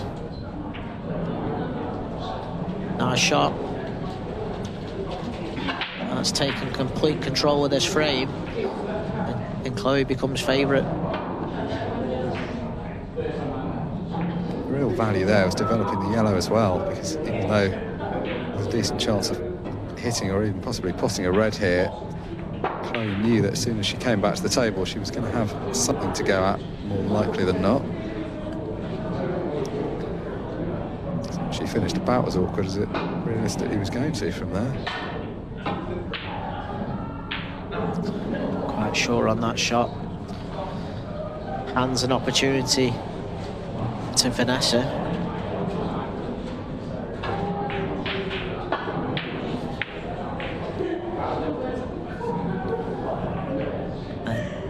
She could pop the one in the right centre and draw the cue ball back to the left-hand rail. It's tough playing it this way. Yeah, if you make the pot, this looks good, but anything short of make it's going to be a problem. It's a very difficult pot. I think she just had a bit much angle. I think your shot was probably the sensible one, but maybe she was worried she had too much angle on the red to the middle. It's well controlled. Nice positional play for the one that's on the rail now. And just float it into the bottom right.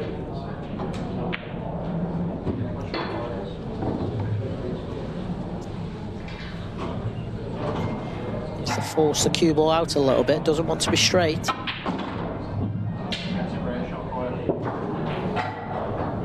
Well, how good a shot was that? Not much space to play around that red. So easy to catch the jaw playing it that way. Judged it well. Yeah, she can tell that Chloe is a confident pool player and strokes a moment, finds the victory to take a one, to pull it back 1-1.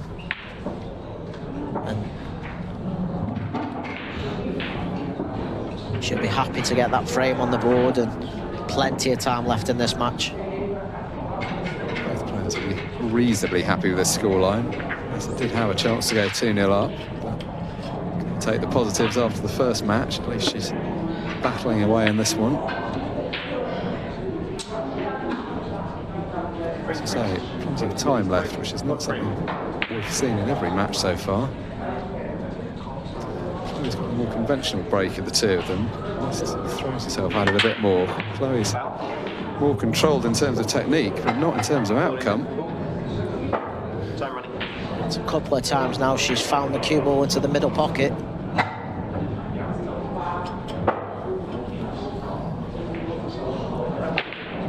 That means that they're not hitting dead centre on the front ball of the pack, and it's a chance. It's not an easy chance for Vanessa here.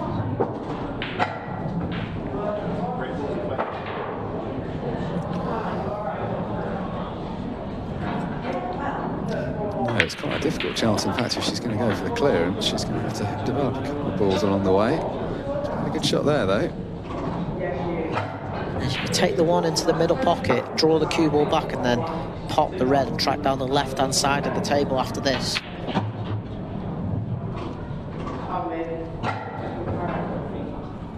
Yeah, it's all about this shot. She's got to get not only on this red, but on this red in a way that leaves an angle to get onto the other one. That's not what she was looking for. Is it going to be double-double? Is it even on?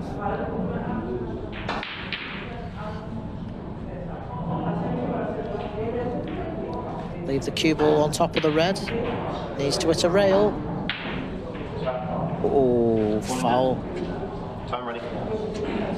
That's a tough foul because with ball in hand, Chloe can get off to this ball.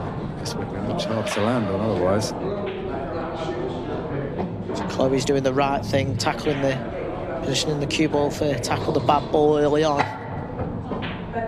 But what it does do is puts the pressure on the finish, so it makes this finish a must get because now all the reds do go.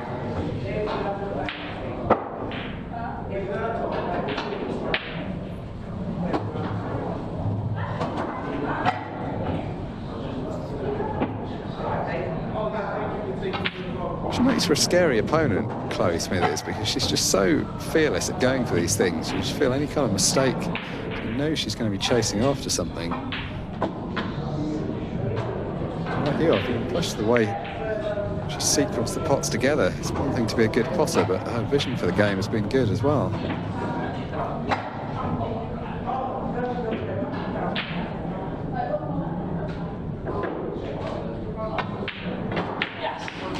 Never in doubt. Yeah, I mean, it's a standard of potting, isn't it? I know that wasn't the most difficult ball, but it wasn't a formality either. No, she's a very, very good player. But Vanessa will also know she's had an opportunity as well. And I think she's played better in this match, for sure. Yeah, I mean, she's going to wish that this was her first match of the tournament and she could forget the first one. Because it looks like she's warmed up. She's been much better than the last game. Could so easily be one of those nights where she gets better throughout the night, but just leaves it a bit late to get started. Oh, that's unlucky though. Ball in hand for book.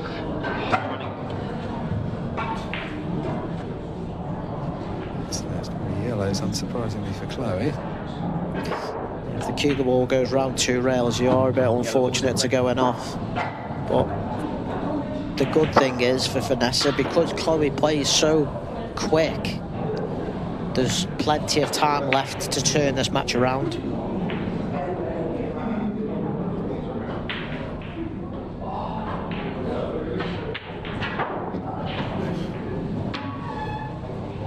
It's a tremendous shot.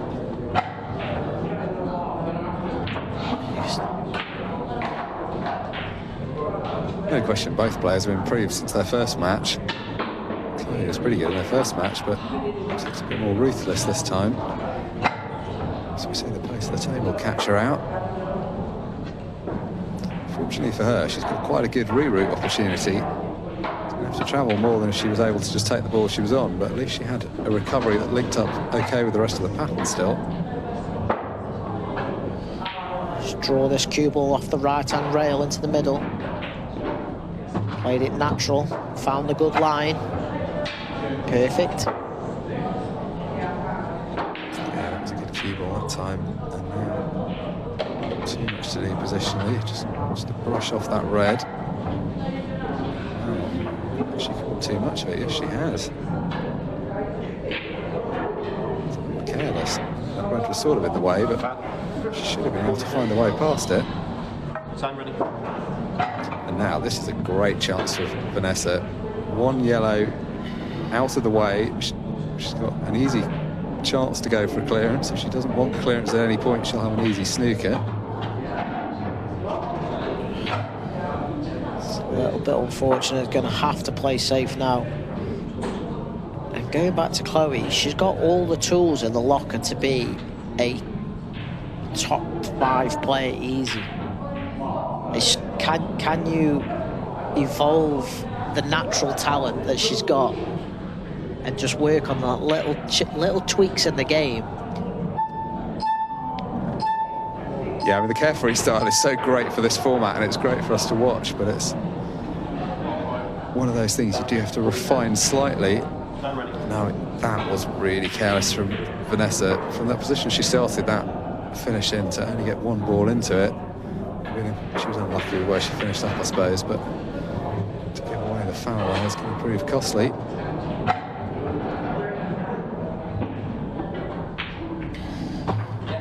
It's a 3-1 lead for Chloe, and she's going to be sitting in a very, very good position at the top of the group after this match. Yeah, and it sets the table up intriguingly, because Chloe's going to go top if she runs out this result, and we'll have Sophie in second. Then we'll have the group favourite in third, having played one less match, so she's got a chance to go top herself. It's really between three of them, wide open still at the moment. If Vanessa wants to stay in contention, though, she's going to have to find something quickly, because if she doesn't get at least a point out of the game, she's going to be out of contention mathematically. Only 2 frames behind, which is perfectly doable in 5 minutes, playing with the 15-second shot clock. Not touching, no. It's a bit unfortunate there. Good break, and again, it's happened a few times tonight. No starter. Tricky one to the... She's pulled back. It's a nice safety shot. For Vanessa to stay in the night, pretty much, she does need to get at least 2 more frames, which still might not be enough.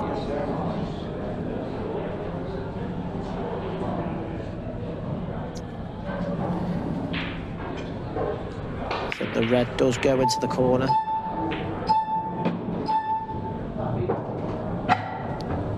Red ball's in play. It's funny here and spending some time at the table and potting some balls. The thing she doesn't want to do is pot too many least balls and leave the chance for a quick counter clearance.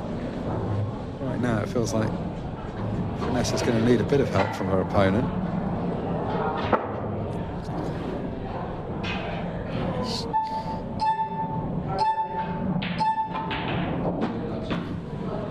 It's just a no-nonsense approach, isn't it?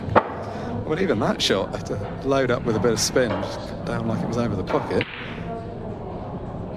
I think it helps in dealing with the pressure. She's clearly not somebody that's out there dwelling on the situation. She's just going to play her own game.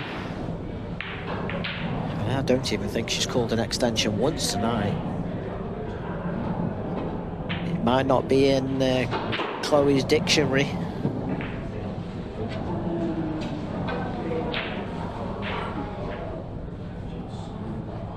Now, less than 3 minutes away from getting her first win of the night.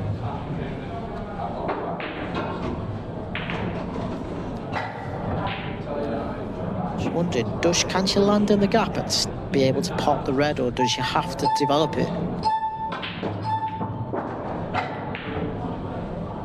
If it does go, she's perfect. I'll tell you what, if she's found the gap off those 2 cushions, that's remarkable.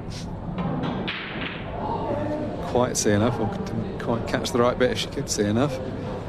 So, not out of this yet. 2 minutes and change remaining, 2 frames, but Vanessa's got a chance for a quick counter. She's got to get these balls. If she can get these cleared up in a minute or so, she needs to keep herself in the match. The nice thing is these link up quite well. This ball on the left rail, which could have been the difficult one, links nicely to the ball at the top. Not so nicely if you miss it, though. Could that be her last chance to get back into this match?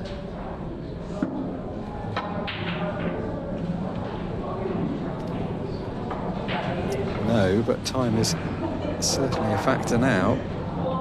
Time for this clearance, but she's going to get one more after this. Oh, that's careless as well. Needed to get that plan, because I don't see Chloe missing this. This is game, set. Oh, thought it was the match, but making us wait. Yeah, I think it's just one of those ones because she's had so many chances. She thinks she's going to get another one. This time, surely, for Vanessa. We are playing with golden breaks, of course, so you're never out of it as long as there is enough time for one more break. Just got to make absolutely sure this time as we see a third miss in as many visits from Vanessa Scott. I mean, you can't blame her. We've all seen even the very best players in the world under the pressure of playing in this 15-second shot clock. It's hard sometimes. So, chance 4. This time she's got time constraints even in this clearance. She's going to have to go some even to pot these balls. There's value there in making this clearance, not only for the respectability of the scoreline point of view, but because with those golden breaks, if there's a break, at least she's still got a chance. She needs to hurry up, doesn't want that cue ball moving around. She's going to run out of time now. Well, a disappointing end from Vanessa Scott. She had 4 chances in that frame, ran out of time to get the job done. Very impressive, though, from Chloe Smithies. She goes top of the table with her first win of the night.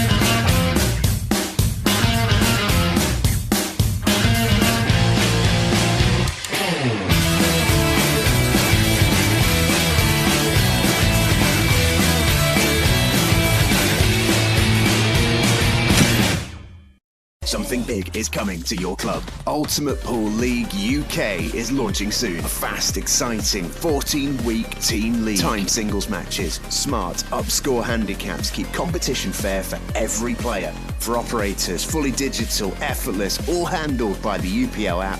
Powered by Rackham brings a minimum of 40 players into your venue every week, generating £240 per league night. Ultimate Pool League UK. Tag your local club or email us at leagues@ultimatepoolgroup.com. Ultimate Pool League. Sign up now.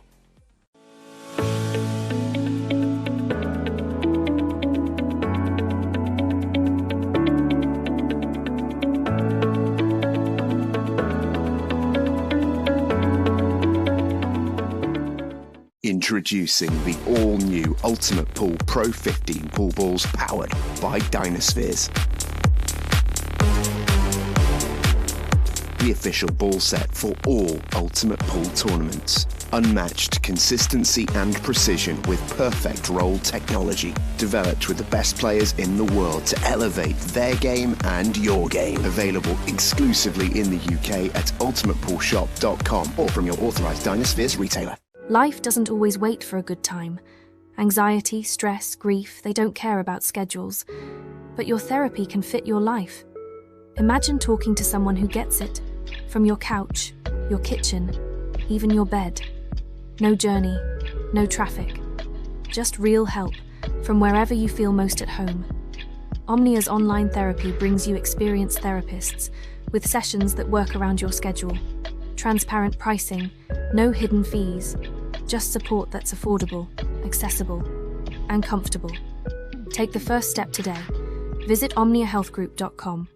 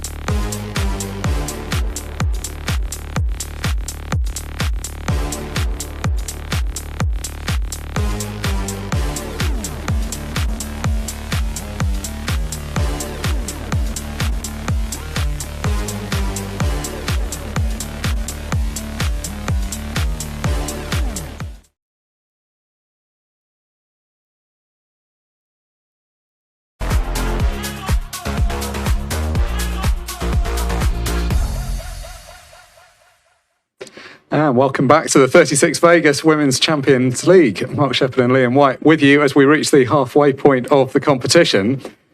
Some tough moments in that match. Chloe Smithies, good value for the win in the end, but a tough watch it for Vanessa. That last frame, just chance after chance, couldn't quite get across the line. Yeah, she had, I think, because the clock was running out and she knew how she needed a win really to go through, I think she sort of gave up and just sort of started winging her arm at it a little bit. But the way she started the match was a lot stronger than how she finished the first match. But she just ran into a Chloe whose potting ability was just unbelievable at times. And when you've got an opponent who plays so quick and can pot light, it's quite scary. And when you sat there, you sort of put you under pressure straight away. Chloe goes top of the table now. Obviously, she's had a match more than Sophie and Megan that we're going to see next, but good value for that top of the table. She's played some exciting stuff already tonight. Yeah, she's played quick, exciting, some very high caliber pool. She thoroughly deserves a place at the top of the group, but depending on how this next match goes, someone's going to be joining her. And for me, this match coming up now is for me, what I would have thought prior to the start of the night would be the group favourite and the second favourite in the group. So obviously Megan knows she needs a win now. A draw, I don't believe necessarily ends the night, but she'll need a win to stick with Chloe and keep fighting at the top end of the table. Feels like we might have some maths to do come the end of the night. It's going to be between three of them. Obviously, Vanessa Scott now out of contention. Any of the other three potentially still in this. Let's turn our attention to this next match. I mean, Megan, we've talked about as being the favourite throughout. She's currently in third place in the table because she drew her first one. Yeah. She played some good stuff, but it wasn't vintage in the first match. Sophie played probably slightly better. She had that reverse dish in the first frame of her match. Not much to choose between them based on what we've seen, though. No, and I think what we're going to find with this match is probably a little bit more of a cagey affair, and both these players know how good each other's ability are, but they're not just out-and-out potters. They played the right percentage shots. And it's who has the better chances for me will win this match. I spoke to Megan in the break, and she felt that she wasn't really connecting well with her break in her first match compared to how she's been doing it in practice. If she can find that sweet spot and get a good break to give herself a chance, then with her potting ability under pressure, she's got a great chance to win this match. And of course, we've seen the standard improve into the second match for both of those last two players. It's likely to be the same here. Megan, not so much because she needed the experience, but just being used to the table, the conditions of the night, somehow you do tend to settle in. Yeah, and I think when you're playing against someone who's at the top level with you, you automatically know you've got to raise your game, and I'm sure we'll see both players raise the game for this match, and it'll be one to look forward to. Well, let's wait no longer as the two England teammates square off. Megan Proctor takes on Sophie Gibbs-Nicholls.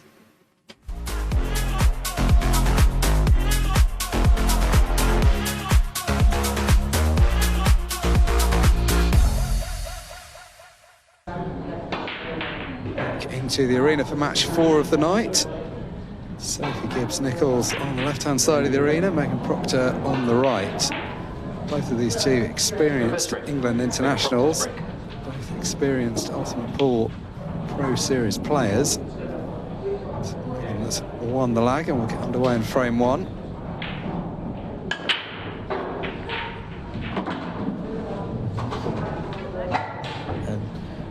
Just as we said, she needs to find the sweet spot on the break, and that's a better break, and that'll make Megan feel a little bit better.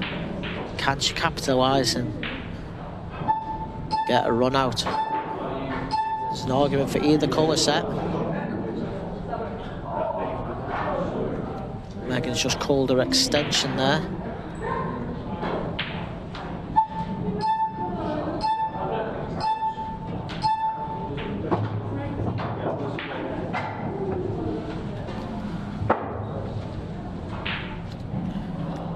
Her best and playing in longer individual races. She's very prolific with one-visit clearances. Somehow it always seems harder in this kind of format to get those breaking finishes. We'd like to just keep this clean, keep Sophie sat in her chair.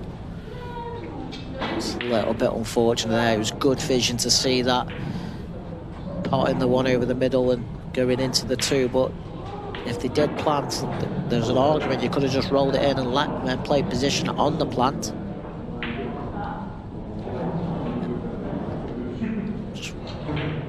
This does just go into the top left pocket.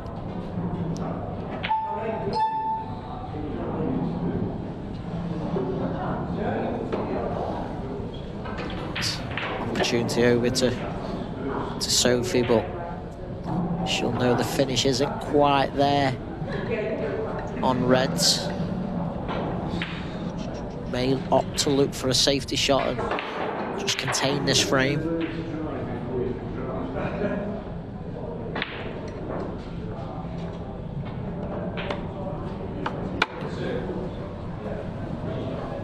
She's done just that.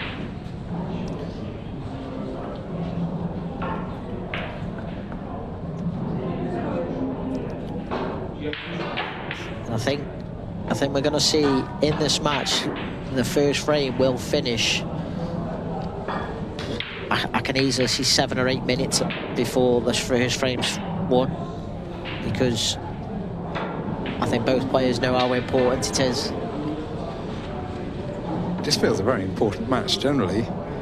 Draw wouldn't be a terrible result for either player. It wouldn't be brilliant for Megan, but it would be okay. They'd all still be in it. A win is obviously very big. These are two of the favourites to go through.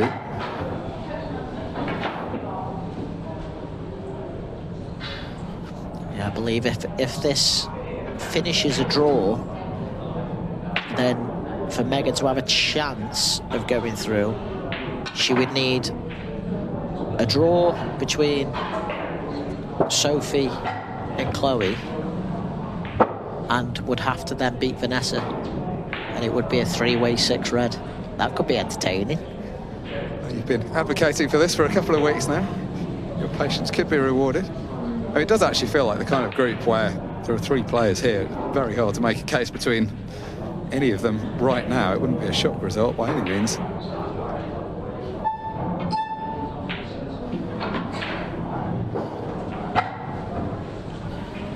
Vanessa's, Sophie's choosing to go here, and it's going to be, by the looks of it, a double on the last red.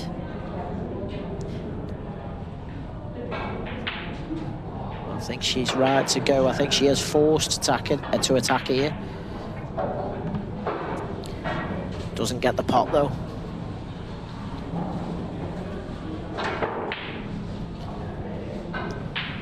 Misjudgment you're better making when there's still more balls on the table at least.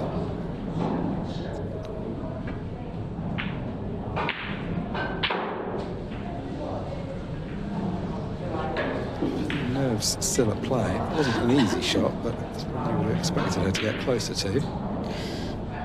Yes. I think what Megan has done there is made a big pocket to that corner pocket, so if Sophie can land on the double, the red may go in off the yellow.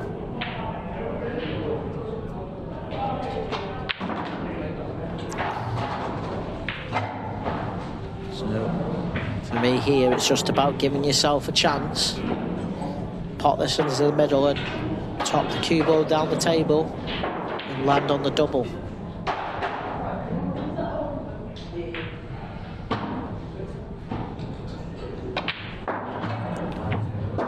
That's a great shot.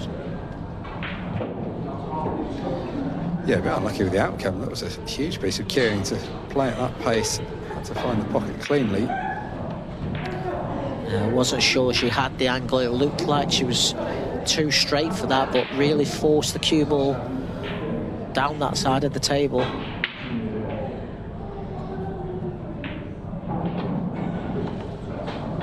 Tried the trick shot, flicking in with side. Always awkward from there, particularly she was reaching over the table and couldn't really see the line naturally in her eyesight. Well, as you say, time was always going to be used up with this first frame. Approaching the 6-minute mark now.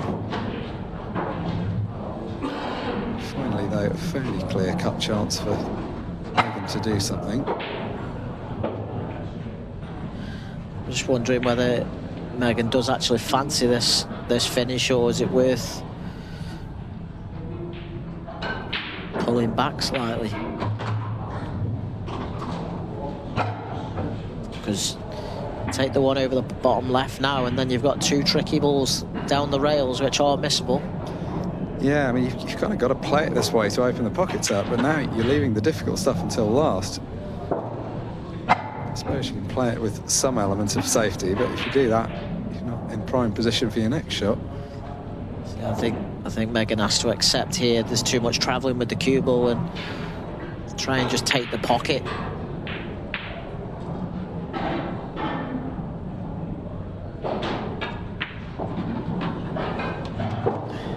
Well, I don't know what you were coaching her in your mixed pairs, but she's going for these. Yeah, she's played that very well, to be fair to her. But there's a lot of pressure on this one because you are leaving the red if you do miss.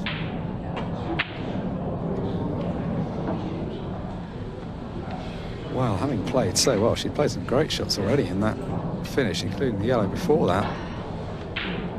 Ultimately to no avail, though. She's left Sophie in prime position now.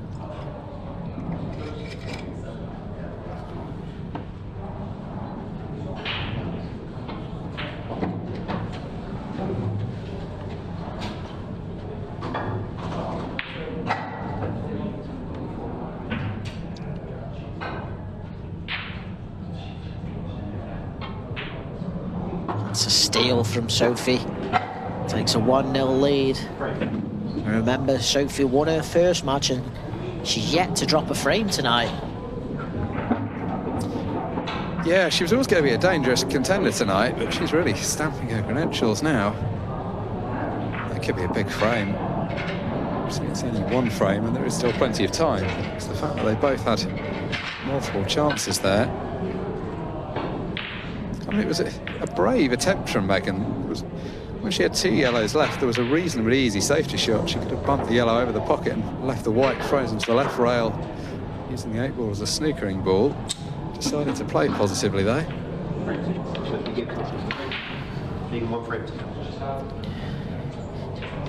It's just that been the odd shot here and there. Not gone Megan's way so far. Can Sophie find a break?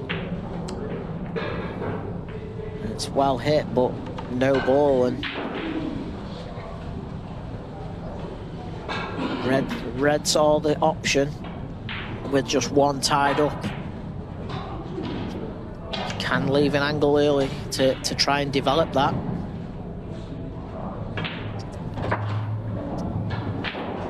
Red ball's in play. Does Megan have the angle now on this red to draw the cue ball into the yellow and the red? Stretches, so I'm not sure if it's available. She's quit on the shot.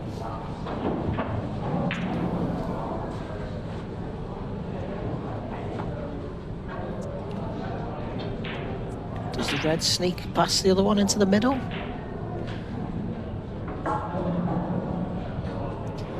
Yeah, from the overhead it looks like there might just be space. It's very tight, so she's going down the table anyway.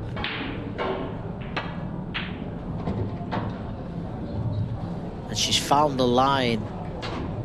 Just, if she'd have committed to that a little bit more, that would have been a tremendous shot to develop the bad ball. Yeah, just so much to think about with that shot, wasn't there? Obviously, if you don't get the line perfect, you can end up behind that yellow. She's still got that problem, though. The yellow looks closest to the cue ball. Oh, that's worked out well in terms of opening it up. What's she got in terms of her next shot?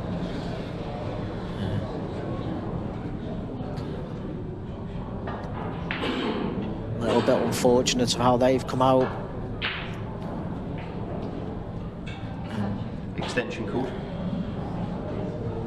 Time's not on Megan's side. Ideally needs a win. The red does go into the left centre, but natural position isn't available.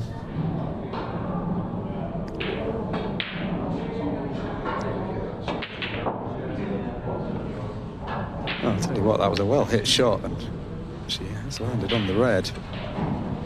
Never easy from that angle.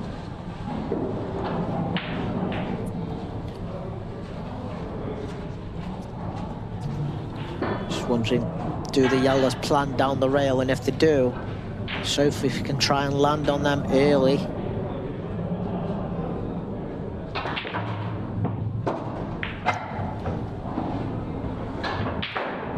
She can pop this and draw the cue ball back to the right-hand rail, land on the plant, and the rest of the balls connect up nicely.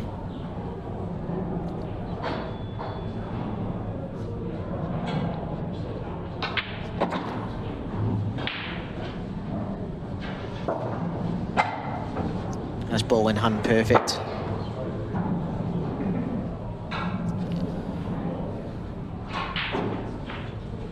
This would be my last ball.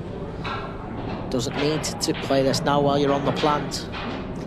Yeah, surprising choice, because she can't really land nicer on the plant than she currently is. And now she's not on it in the same way.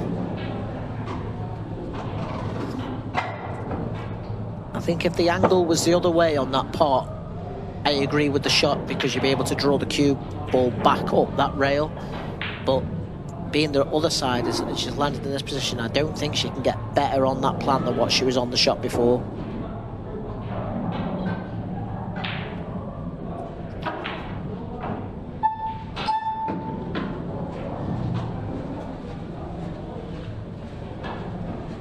Well, she's going to play the plant last, which she may have to now. There's a risk of pushing the second yellow out of the way, and she's going to have to land on it. She's not going to have any backup balls.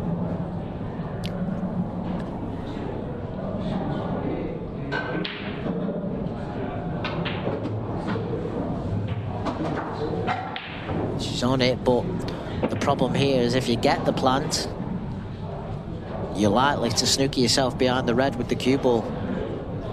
It's so hard to get that and get the cue ball out.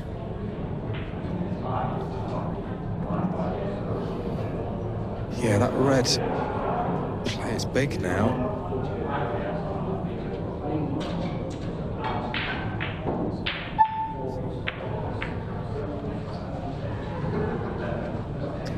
Well, she'll have to gap through to the pocket.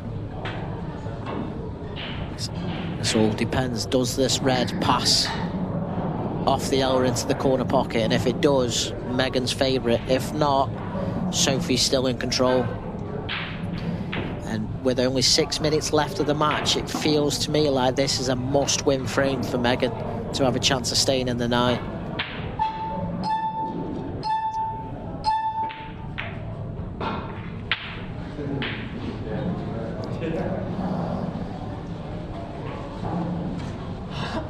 Suddenly become a very big frame, this. The fact that so long has been used off the match clock. The second frame of a race to 7 is that important, but here, if Sophie can get it, Meg's going to have everything to do. Played that pretty well, so we're going to be able to get perfect on this ball up the right rail. It's in a fairly natural position. It's important that Sophie just says to herself, just have a shot on the 8 ball. Don't try to be too clever with the cue ball. Just give yourself a shot.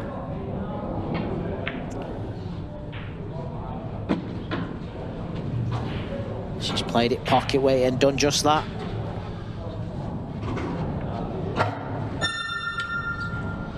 Potted one very good 8 ball in her first match. How important is this shot? Just needs to hold still. Very good indeed from Sophie. What an important frame that is. 2-0 may not sound much, but 4:43 on the match clock. Megan's got to get something out of this match. The draw's not terrible, and defeat certainly is.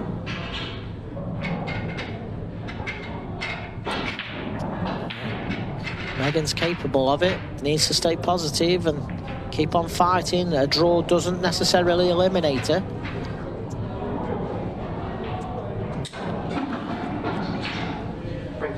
She's got to keep telling herself that. 2 more frames minimum required.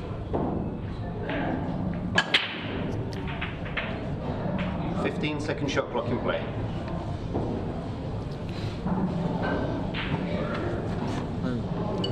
Unfortunately, it's another dry break.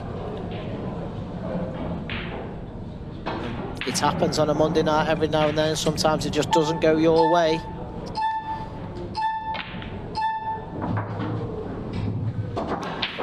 Yellow ball's in play. Sophie's still yet to drop a frame. Won her first match 3-0 against Vanessa Scott. 2 frames to the good already in this match.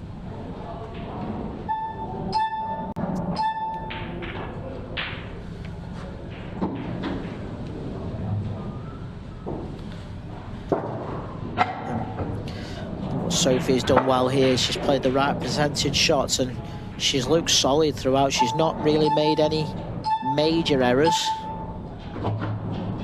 And she looks really calm and assured at the table.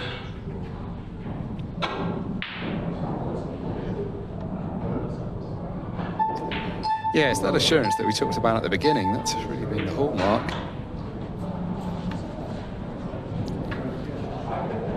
This is the tricky one, but the easiest position for Megan. You can see she wants to go for it, though. She knows that time is against her. She can land the ball up the rail here. At least gets the difficult ball out the way. Is this going to be one of these situations where the pressure almost comes off when you're a long way behind? She hasn't really got time to dwell on anything. She's just going to play by instinct now.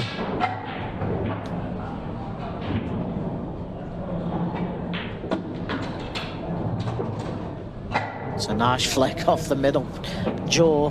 Natural position down the table now. What an unbelievable flick that was. Would have been unlucky to get it off, but could not have turned out better. 8 ball's not going to be easy.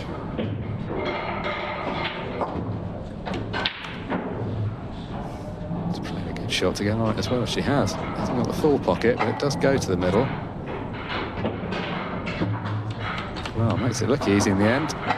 Wow, that was a very important clearance. 2 minutes 20 remaining, so by no means out of this. It's a tremendous finish. And it shows the character of Megan, fighting away right to the end. She does know it. If she can at least get a draw, it gives her hope going into the last round of matches. Yeah, if she gets a draw, the scores will be 3-3-2 with the top players, so all the results still possible at that stage. 2 matches to come after this. So we'll see all 4 players in action across those last 2 matches. Big break now for Sophie Gibbs-Nicholls, 2-1 up. Desperately wants to get a ball potted and stay at the table, and pretty much the last ball rolling does fall in. Not only does she get a ball, the yellows are a really nice split, and Sophie can run clock. Megan needs to pray for an early miss.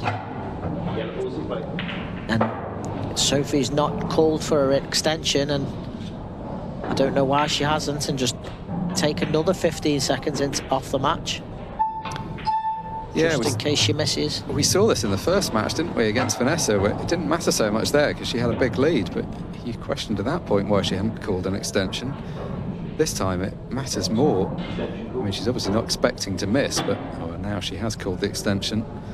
You've got to legislate just in case you do. You don't want to leave your opponent too much time. She's really just a couple of balls away from having used up enough of the clock. That was a good pot. That was missable. One more good pot and it's pretty much done. It's a big shot now, and this is where Megan needs to be ready. And this is a chance. So just under a minute remaining. Megan's she's to on the red. Frame.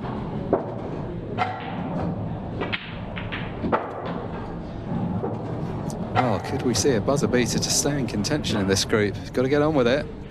Still 6 balls to go. Bit straight, not going to get close to her work, just got to take her medicine. So one big shot here. Roll this ball down the table, or smash it in down the table. What a shot that was. What a shot. Oh! She play one red Just off go the off other. the red. She's going to have to try. Oh, she has. There's time. What a clearance this is going to be. There is time. This has been fantastic from Megan Proctor. So this 8-ball to salvage something from this match. What a clearance. Megan Proctor, take a bow. Well, what an unlikely end to that match. I think we're saying that that is the end of the match. Just checking whether there was any time remaining. Yeah, so it is the handshake. There wasn't any time remaining, and that's a tough end for Sophie Gibbs-Nicholls. 1 second away from winning that match, but what a clearance. The draw keeps both players in it. We'll be back with more after this.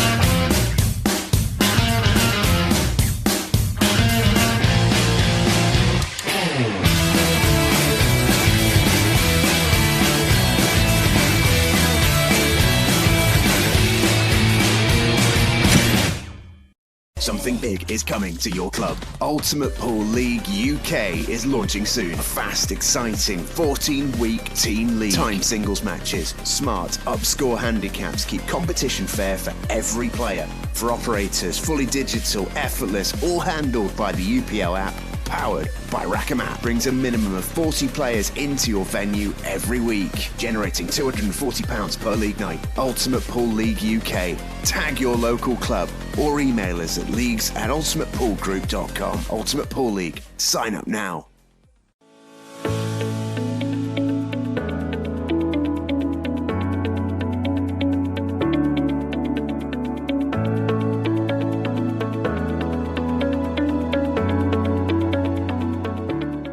Introducing the all-new Ultimate Pool Pro 15 pool balls powered by Dynaspheres. The official ball set for all Ultimate Pool tournaments. Unmatched consistency and precision with perfect roll technology. Developed with the best players in the world to elevate their game and your game. Available exclusively in the UK at ultimatepoolshop.com or from your authorised Dynaspheres retailer. Life doesn't always wait for a good time. Anxiety, stress, grief, they don't care about schedules. But your therapy can fit your life. Imagine talking to someone who gets it. From your couch, your kitchen, even your bed. No journey, no traffic. Just real help from wherever you feel most at home. Omnia's online therapy brings you experienced therapists with sessions that work around your schedule. Transparent pricing, no hidden fees.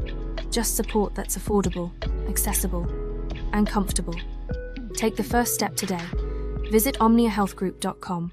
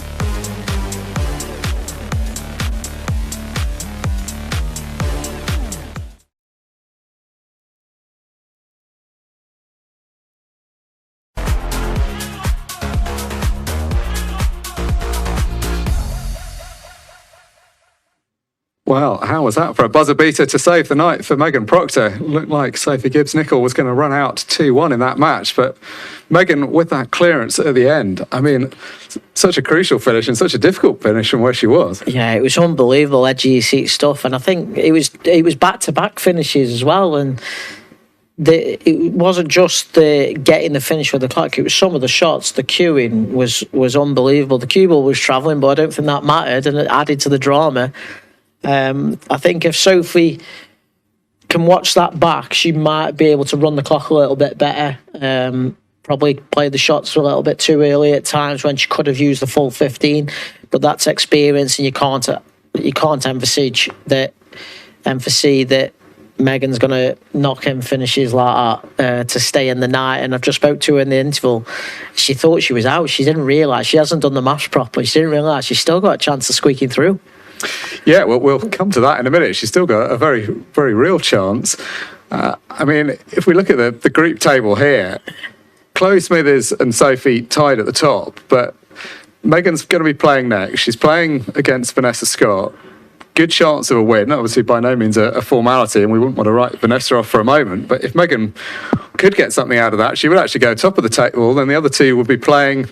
If it was a draw, it would go to a 3-way 6 red. If one of them wins, they would go through. But all results still possible for the top 3 players. Yeah, and it just sets the group up nicely. And obviously, I've been for week after week. I've been calling for a 6 red. Is tonight the night? And not only for a 6 red, a 3-way 6 red. It would be unbelievable. It always felt like the kind of group that was possible. Not that we don't know, of course, whether we're going to go to the 6 red, but out of those 3 players, but Vanessa was the less experienced one. It has kind of shown, although there've been some glimpses, and she could yet obviously play a part. But between the other 3, still very hard to pick a winner. It is hard to pick a winner, and they've each excelled in their own little ways. Essentially, I think if you look at Chloe, her potting ability has been unbelievable. At times, as I touched on it earlier in the night, her cue ball's got a bit loose, and she's lost away a little bit there, but the potting has just been by far the best of the night from all the players. And then you look at Sophie, who's been really consistent, steady throughout, just tight cue ball, good percentage play, and just all-round solid pool. And then Megan, who has just pulled off 2 of the most unbelievable finishes to keep a night and an opportunity to progress through in the Women's Champions League alive. So it's just been unbelievable. Yeah, and kind of out of nowhere. It was a bit of a slow burn, but it's really accelerated. All results still possible. The one thing we do know for sure, it's going to go down to the last match of the night. We're not going to have a result before then. But in this 5th match, this is the important one as far as Megan Proctor is concerned. She takes on Vanessa Scott for the chance to stay in contention for tonight's group.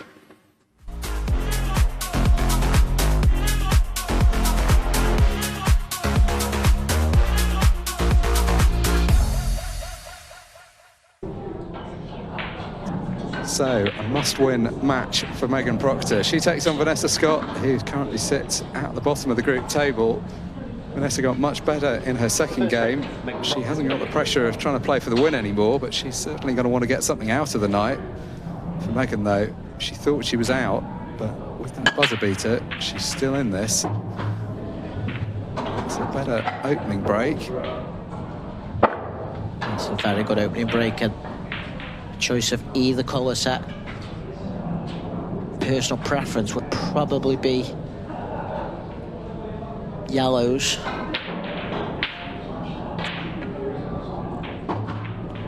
And played a nice cannon there. And it's just a case of picking the right pattern. Take the 2 at the bottom left and track up the left-hand side of the table.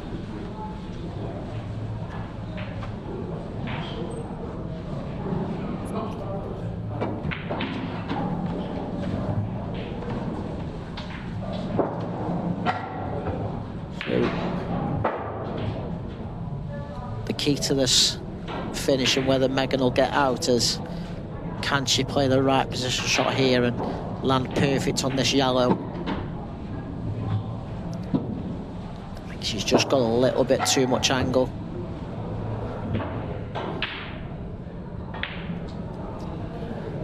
So it's got to be another precise shot.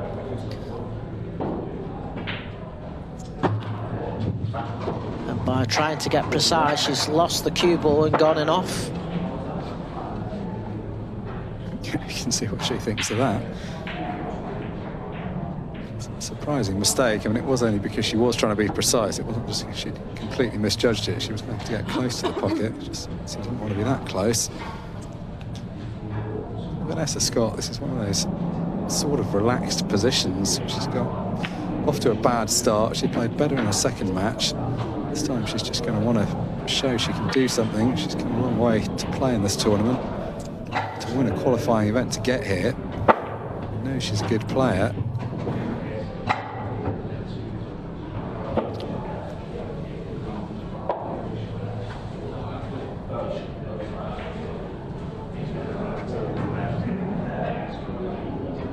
I imagine she's likely to play a fairly attacking game. There would be enough to play a sort of two-way shot. I think this yellow can go off the red. So if you play the cue ball directly yellow off the red, it can go into the top left. I don't think Megan's seen it. That's a good part if that goes into the middle pocket.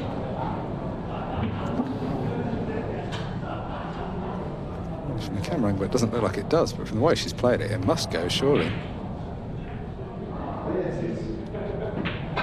Yeah, plenty of space. Never in doubt. Yeah, very deceptive, isn't it, from the overhead view? It looked like there's no way that went. This time she's got half the pocket. That's enough, though. And that's an important first frame. The last thing she wanted to do was to get herself behind in this match and have to stage another comeback. You can see Megan's found a little bit of a spring in a step.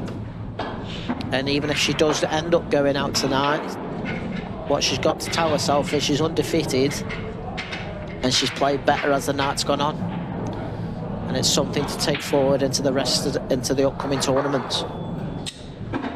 Yeah, she was threatening to play well the whole way through the first couple of matches. It didn't quite click until the very end of that second match. If it's going to click, that was a good moment for it. That was a good break from Vanessa. Struck it really well. And it's just a tricky layout on reds and yellows. Red's nominee. Red doesn't play.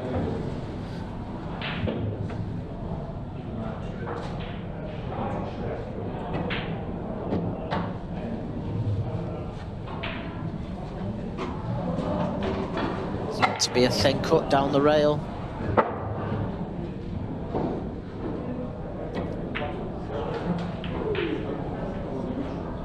He's just hung up.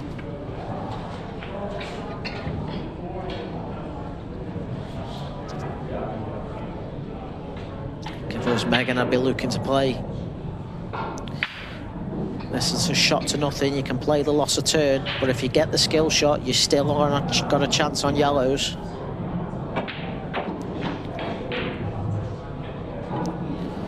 Not played it well enough and left a red,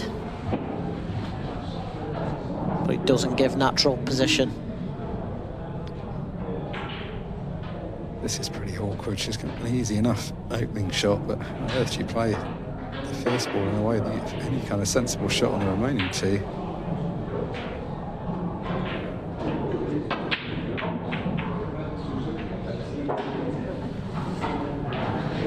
I'm not surprised to see her miss. She had to force that. See, she had to get the cue ball travelling, but I think we'll have to put that one down as a wide.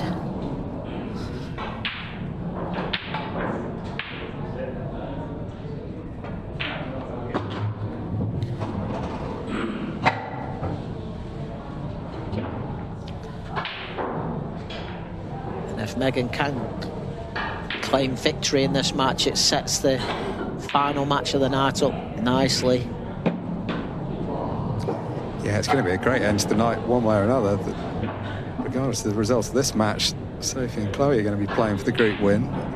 Megan can get something here. It means she's in the mix as well.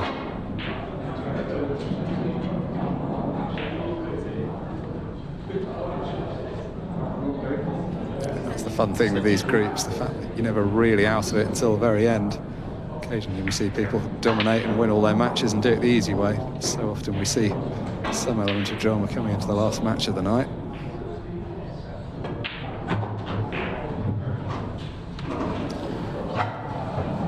Not quite sure on that one from Megan. I think she could have rolled the cue ball through. Opted to stun.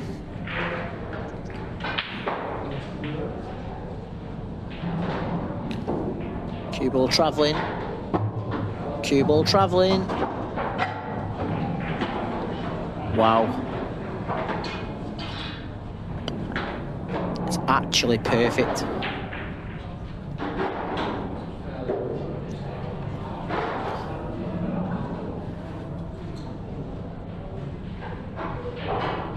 Pop this into the middle, go off the top rail, side rail, and land on the yellow to the bottom right. Well, she's flirted with that middle pocket a few times tonight. She had that very fortunate bump in the last match off the jaw. So this time, the ball in hand's huge here because Vanessa didn't really have a route to link these reds up when she was last at the table, but now, with ball in hand, she's in really good shape. This is what Megan didn't want to do.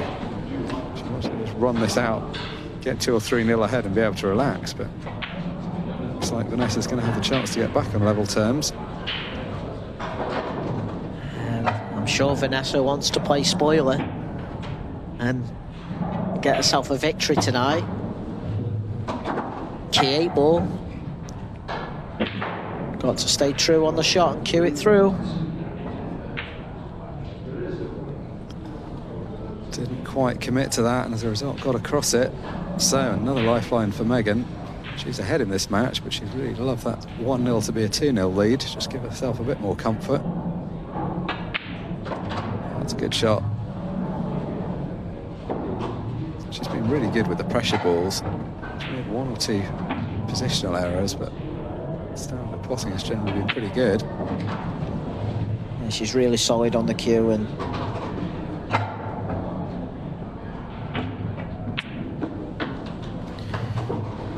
the Meg takes a 2-0 lead. Just over 10 minutes left on the match. It's the most comfortable lead she's had tonight. She was 2-1 up in her first match of the night against Chloe Smithies, got pulled back to 2-all. The last match against Sophie Gibbs-Nicholls, she was 2-0 down and had to fight incredibly hard to get it back to 2-all. She'd really just like one match where she can just run it out from the front. In her pro career, she's had so many matches where she's been dominant and run away with it. She just wants to try and keep things simple now. Break. Leading 2 frames to. Megan's breaking frame 3, so she has to immediately press on.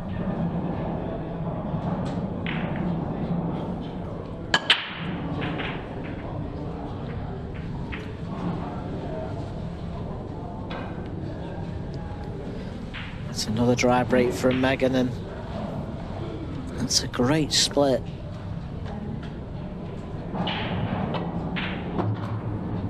Can Vanessa knocking a quick fire finish to stay in this match?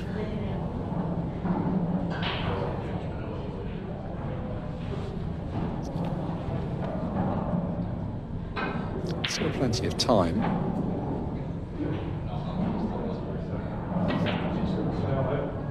You always feel, regardless of the result of the night, well, players really do want to get a win while they're here. So much work goes into getting yourself to this position, whether it's literally travelling to the tournament or qualifying for it in the first place.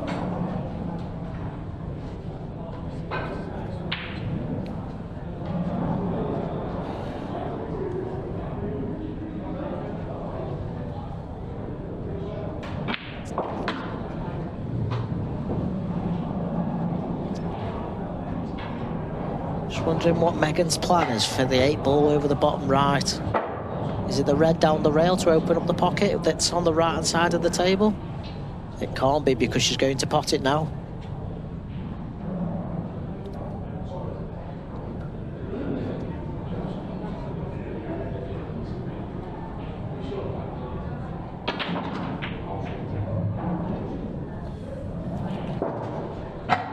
It's not bad. Play the one to the left centre now. These are all available.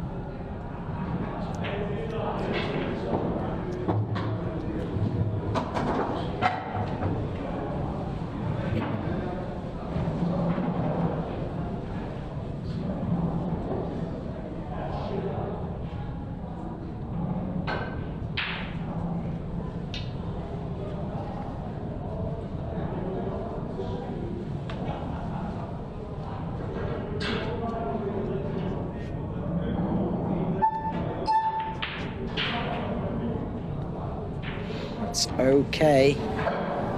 Red just hangs, but it's not the end of the world. The yellows don't all go. And Vanessa does need 3 frames in the last 7 minutes to claim victory.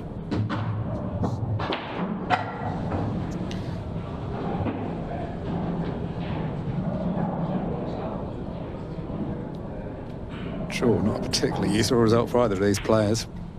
Mathematically, it doesn't matter to Vanessa, but she'd obviously like to say she's won a game. Megan, the draw does nothing. That will put her out of the night. Megan's just having a look now with the shot that were called earlier, making that red available down the rail, off the cushion, off the yellow to open up the pocket. Or is she going into the 8 ball now?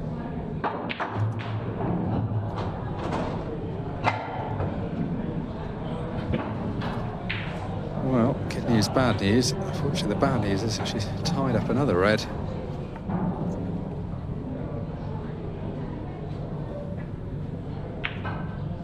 No point plotting that really, just wants to get it over the pocket.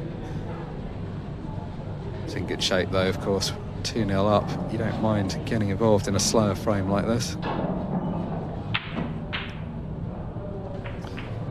For Vanessa, just one too many misses tonight. She's played some good shots, but it's just been struggling for consistency of sequencing them together.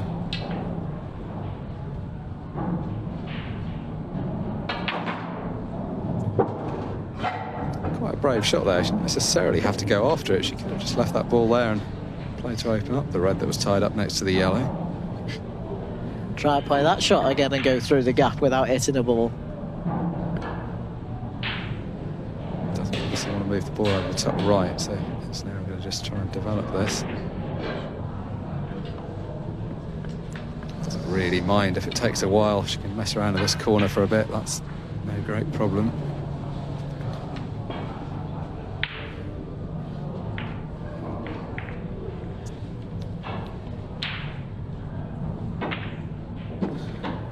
There's another opportunity for Vanessa, and I think if you go into attack now, take the one where the 8 ball is while you're on it and can get better position, because this is missable.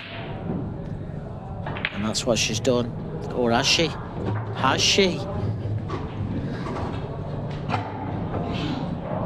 Oh, she needed something. Just found it in an unlikely way. Chime means we're down to the last 5 minutes of the match, so down to the 15-second shot clock again. Now this is going to be a big shot. Going to have to cut this ball along the rail. Is it double for dough? Oh, it's the cut. Where's the cue ball?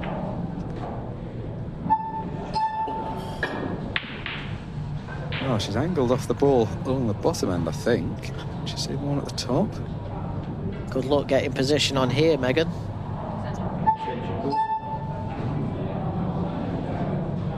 She almost had to play this with a fair bit of topspin and try to get over to the left-hand side rail above the middle pocket, and then she was kind of tracking down okay. Yeah, just needs to get a bit into it more. And if she came into or below the middle pocket, she was never really going to get the right line. It's unbelievable. When Vanessa was so close to going and off, Megan replies with an off. So, great chance now for Vanessa. It's not quite as close to her work as you might have expected her to, but nothing to do positionally. Whilst Megan could have taken 3-0 and almost guaranteed a chance of still going through, all of a sudden, 3 minutes left, Vanessa pulls one back, 2-1. game on. It's the other way around in the last match. Megan was the one staging the comeback. She does not want to see done to her what she did to Sophie Gibbs-Nicholls though in that last match. Vanessa looked like she was going to need to be given a few chances in that frame. Ultimately just hung on in there, which is all you can do sometimes. Vanessa's break has been a little inconsistent. She throws herself into it a bit. It's been a bit unpredictable where the cue ball goes. Ball in hand from ball. It's happened so many times tonight. In off to the middle pocket off the breaks. And look at these yellows. Yeah, Megan is definitely looking at these yellows. She really wants to spend a bit of time at the table, get these balls potted without getting drawn into a dramatic last minute or two of the match.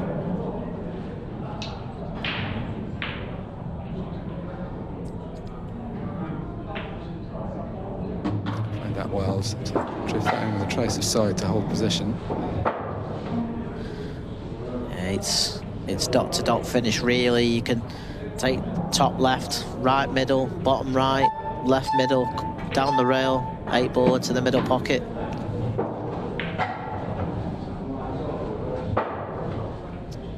Very handy that the 8 ball happens to be where it is, because it takes all the pressure off the ball down the left-hand rail when she plays it. The only bit of drama that I can see that could potentially cost Megan from getting this finish is if she leaves herself hampered on the one down the rail with the 2 reds. Needs to make sure she tops the cue ball through here and doesn't leave herself hampered. Still 2 minutes remaining, but effectively these 3 balls for the match. That will be a pretty commanding lead.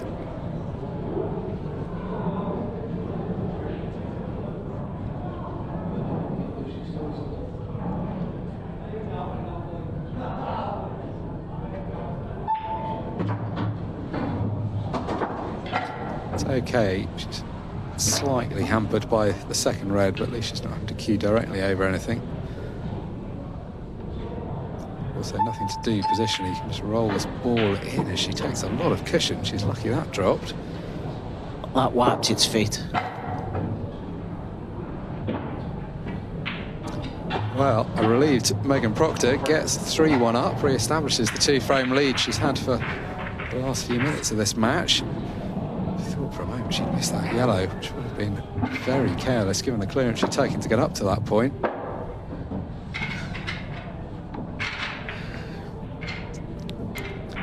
So right now, it looks like we are going to have a dramatic final match of the night with all results still on the table between Megan and the 2 players in that final game. Smithies and Sophie Gibbs-Nicholls currently tied at 3 points each. If the scoreline finishes up like this, Megan Proctor will go top of the table temporarily with 4 points.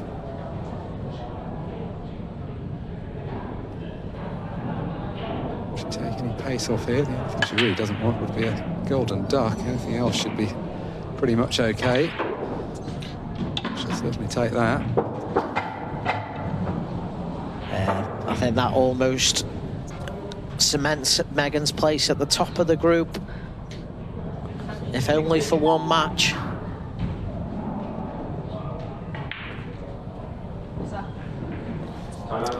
It will only be for one match because some points have got to be scored in that last game. The question for Meg is whether there can be a draw when everybody will end up on 4 points at the top of the table, or whether one of them will overtake her and go to 5. Just a slight pause in play here. The clock's frozen for a moment, so just getting that fixed for Vanessa Scott. It's been a fun evening. There's been some good moments. She's hopefully been able to enjoy herself, but she hasn't quite managed to get anything out of any of the games unless she can stage a dramatic comeback.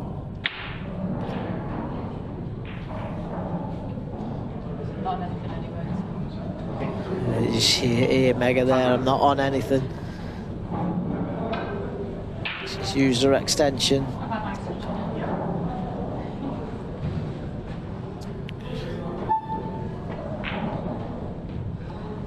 As she said, she wasn't on anything. She misses the pot. Does Vanessa want to go for a buzzer beater? Leisurely traipse over to the table. She's going to need to get on with it if she wants to get something out of the game. She could find a buzzer beater. We know that's always the possibility of a golden break. Right now, though, it doesn't look like she's going to have time to clear these balls.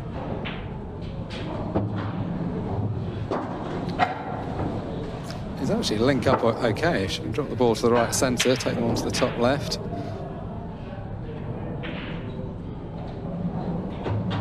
Top right, then top left. Definitely try and leave some angle to come down the table, which isn't going to be easy, but we're not going to find out because those chimes in the background. That will be the last ball that is potted in this match, and it will be the last ball that's potted by Vanessa Scott tonight. That's the end of her campaign. Megan Proctor hangs on in there, gets the win in her final group game, and temporarily at least goes top of the table. When we come back, our final match of the night.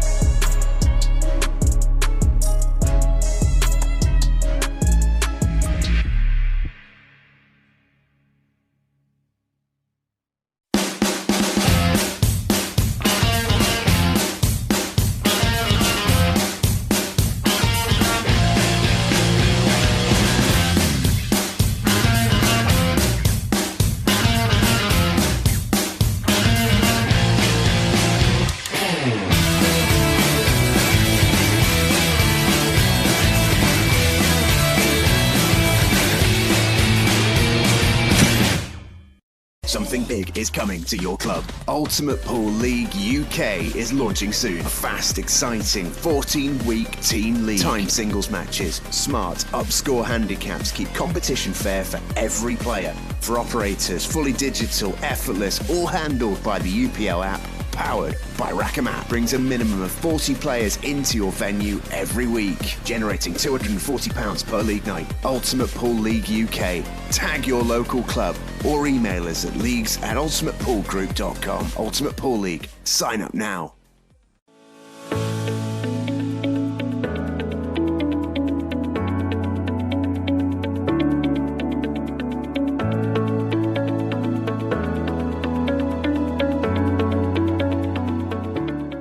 Introducing the all-new Ultimate Pool Pro 15 pool balls powered by Dynaspheres. The official ball set for all Ultimate Pool tournaments. Unmatched consistency and precision with perfect roll technology. Developed with the best players in the world to elevate their game and your game. Available exclusively in the UK at ultimatepoolshop.com or from your authorised Dynaspheres retailer. Life doesn't always wait for a good time. Anxiety, stress, grief, they don't care about schedules. But your therapy can fit your life. Imagine talking to someone who gets it. From your couch, your kitchen, even your bed. No journey, no traffic. Just real help from wherever you feel most at home. Omnia's online therapy brings you experienced therapists with sessions that work around your schedule. Transparent pricing, no hidden fees. Just support that's affordable, accessible, and comfortable. Take the first step today. Visit omniahealthgroup.com.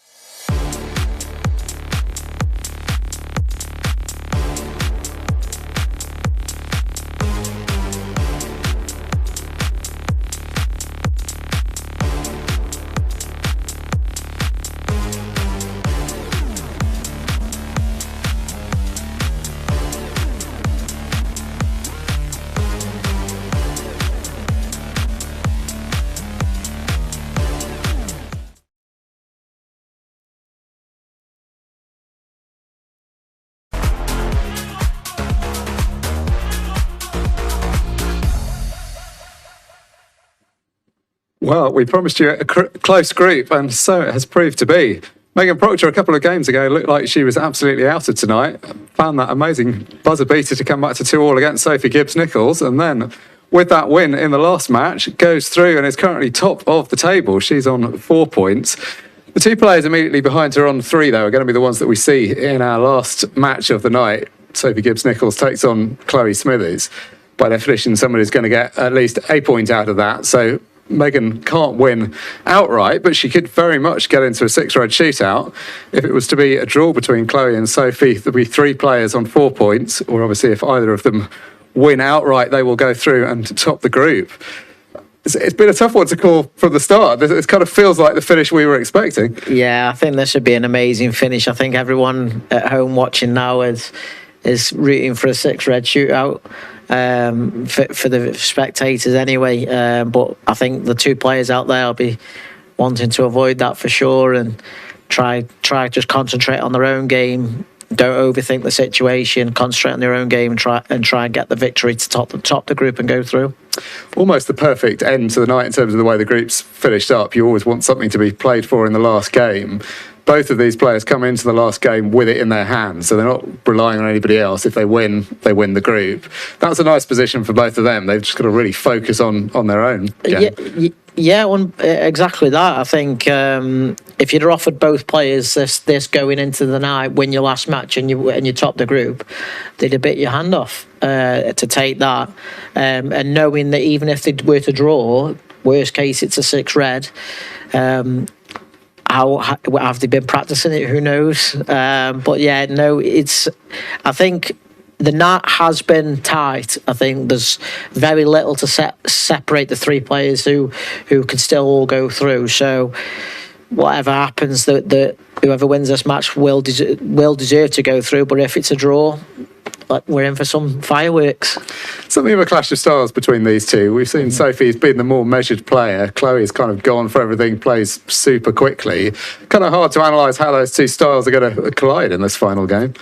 Yeah, I think for Chloe to win, I think it needs to be an open affair. I think if it's an open affair with a pattern ability, the way she picks the patterns, I think she would be favourite if the match plays out like that. If it becomes a tactical affair and it's about percentage play, I think Sophie in that aspect has been the most solid player of the night, and that's why she's been an international for a number of years for that reason, because she just plays the game the right way. Well, there's only one way to find out. Let's get ourselves back into the arena for our final match of the night. Sophie Gibbs-Nicholls takes on Chloe Smithies.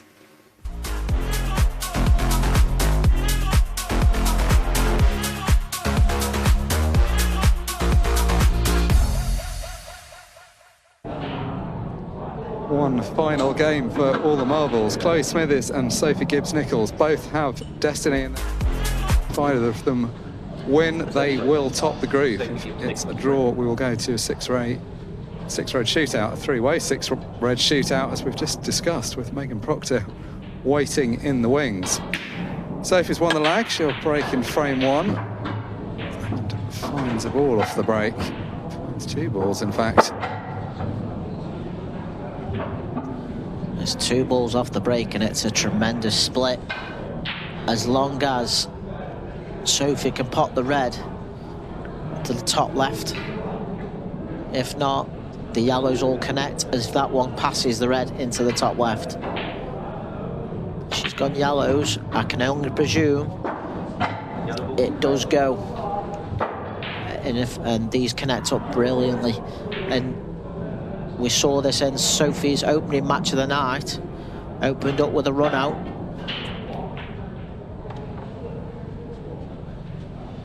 She's missed it.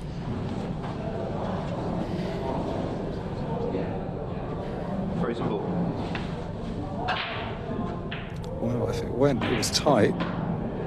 Now Chloe's got the first chance from a similarly good position.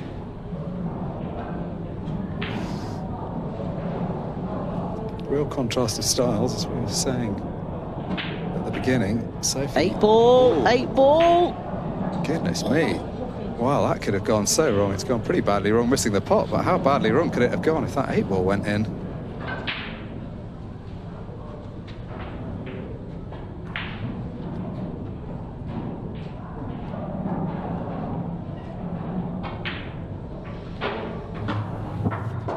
Nice double, and I think she's just cleared a path through to the yellow over the left centre.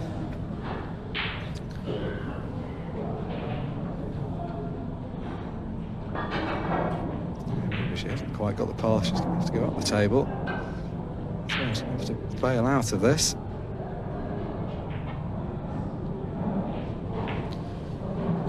Don't mind so much bailing out, the position, the 8 ball in the middle. The yellow clearly pots. If the 8 ball would pot if Chloe got onto it.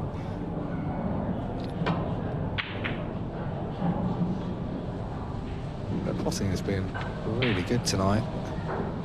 And going wide.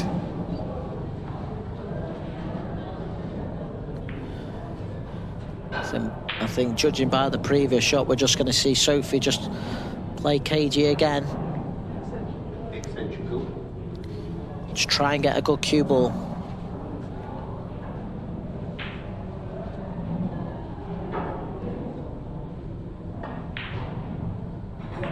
She absolutely had to get the clearance. She could consider doubling the ball to the right of the cue ball now, but it's not really the percentage shot from where she is.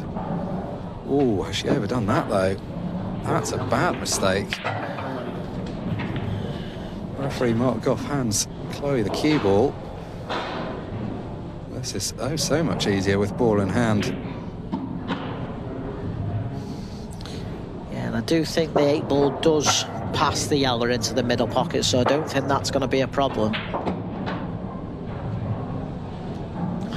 I didn't mind Sophie's choice of shot there, but you've got to make sure you don't lose that cue ball and off, which she did.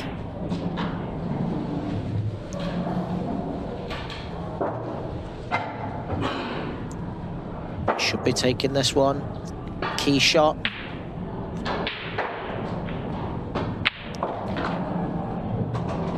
And that is an excellent demonstration of how Chloe can pot a ball.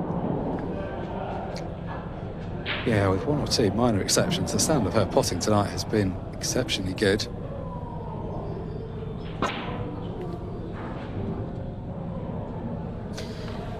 That ball didn't go there to the corner, so had to play the double, and this is an unexpected reprieve for Sophie.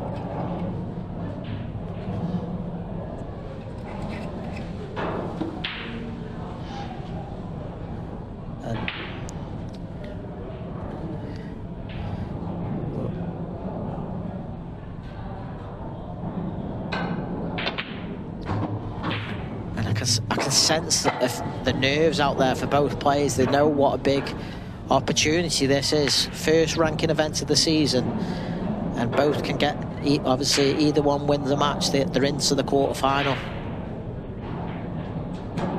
Even though in the sense it's just a straight knockout position, I think there is added pressure from the fact that, as you say, this is kind of the perfect setup for them. They're both going to be happy they would have taken this at the beginning of the night. I think perhaps they expected the group to be pretty tough and expected they might have to rely on other results. To have destiny in your own hands is a nice position.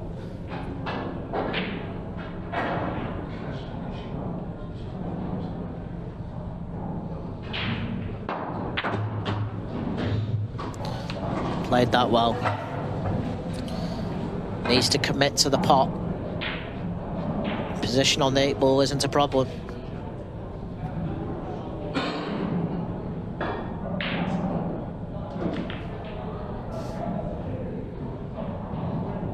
Big frame to win this, because when you're in a match where you know that even a draw gives you something, getting off to an early lead, particularly when some time's been used up, just gives you that insurance. Well, that was a frame that definitely could have gone either way. It's very relieved Sophie that goes back to her chair.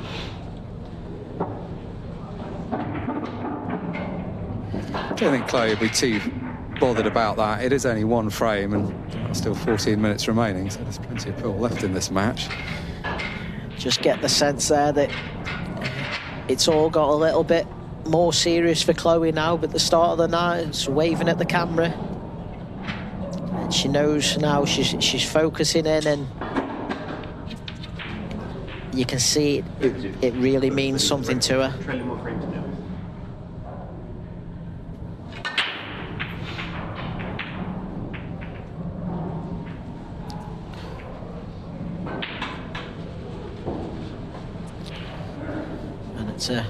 It's a dry break, but if you are going to go dry, you want to see some clusters to stop the opponent from reverse clearing. And clusters she's got.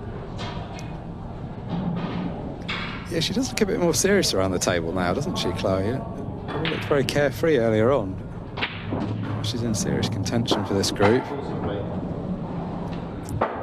Sophie looks serious, but in a different way. She sort of quiet determination.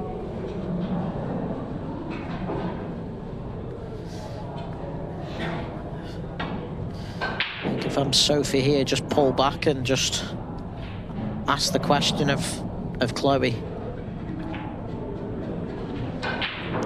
And even though she attempted the pot, I think that is a better result.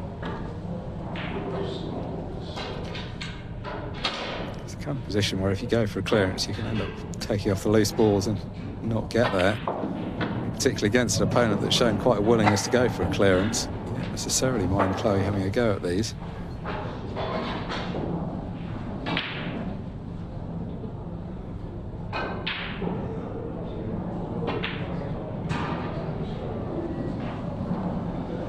I've seen a couple of pots missed that maybe she wouldn't have missed earlier on. I mean, again, actually, it's not a terrible result. I mean, if she pots that, she's kind of digging herself into trouble.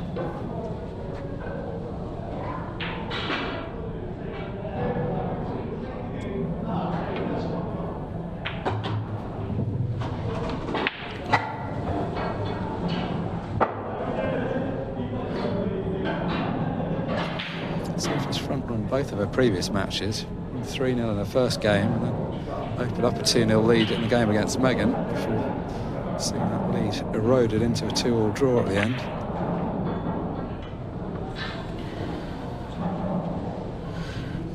It's an important skill getting off to a quick start, particularly in this format.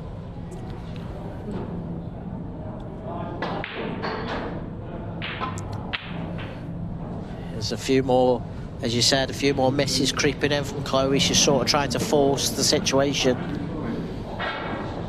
And in a way it plays into Sophie's hands. That was the question at the beginning, how is the contrast in styles going to play out?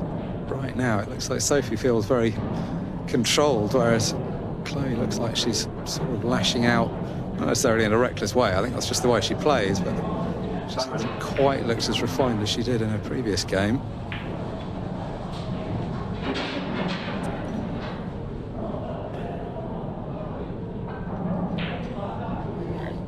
I think it's a type of finish you don't really want to go on, Reds. There's too many tied up, and I wouldn't want to hand an opportunity to Chloe.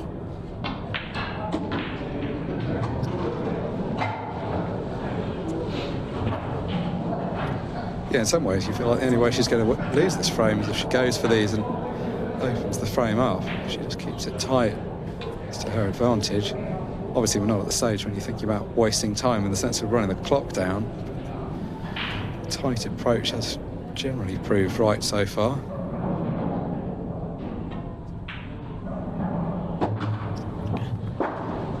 So it's going to be the plant. Is it available?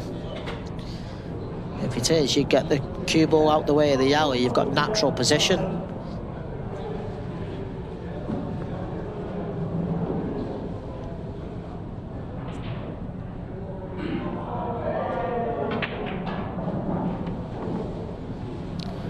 It wasn't available, and it's opened up the yellows. It's opened up the reds, but also opened up the yellows for Chloe to go. Looks like this frame could be resolved quicker one way or another.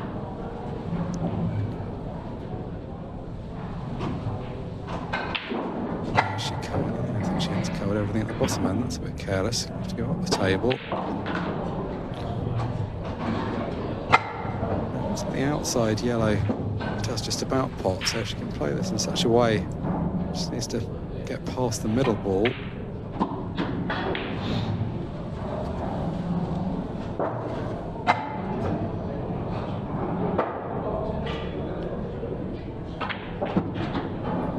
That's the kiss she didn't want on the 8 ball.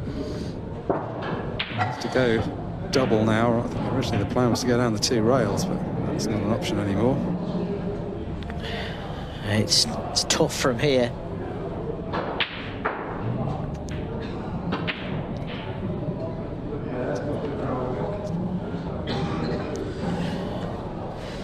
And I just wonder, was that the sign of someone who doesn't believe that she can get this back?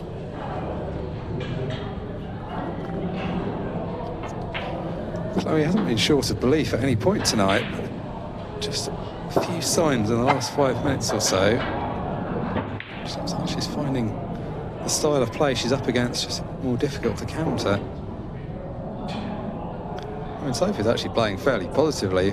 She's not by any means playing slowly, but it's just a slightly more measured style than perhaps Chloe's had to contend with so far tonight.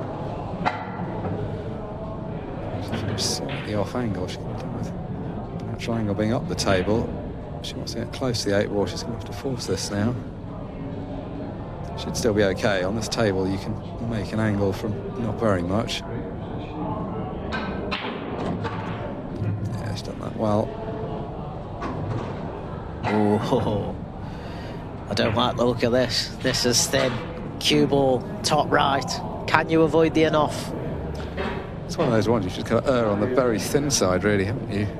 Unless, I mean, maybe she can dig in enough. Generally, though, it's when you start digging in that it all goes wrong. Oh, she's played that well. Does have a bit more to work with than we thought.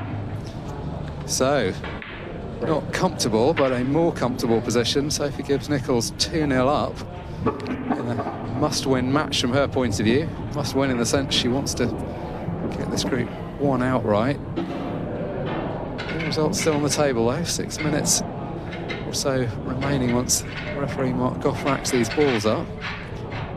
We know the pace Chloe plays out. She's definitely not out of the game yet. Yeah, I think with the 6 minutes left, I think there's enough time for at least 2 more frames, so to keep the dream alive of a 6-red, 3-way 6-red shootout, Chloe would need to win these next 2. But it's going to be hard when you've got Sophie breaking like that. And this is almost the opportunity to book your place into the next round. Either colour set. Personal preference would be yellows.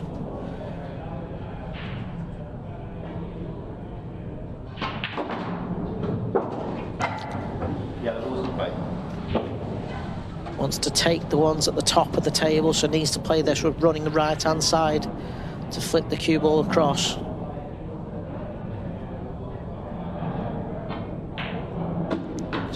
She's not played the side, and as a result isn't on that yellow. Still got a chance though.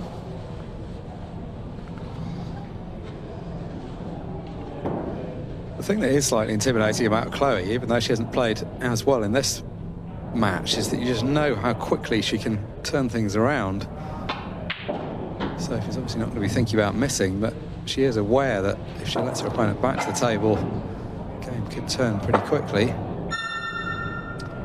Chime in the background means that we're down to the last 5 minutes of action in normal time, as it were, tonight. Could yet see a 6-red shootout. But for that to happen, Chloe Smithies is going to have to find some table time and find some frames.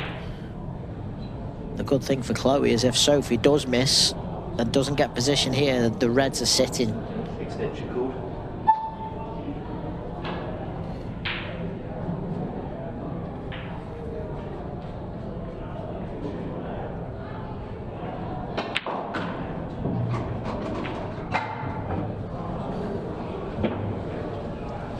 Well, Does it go? it was a good shot in that she got down this end of the table, but she's left it awkward.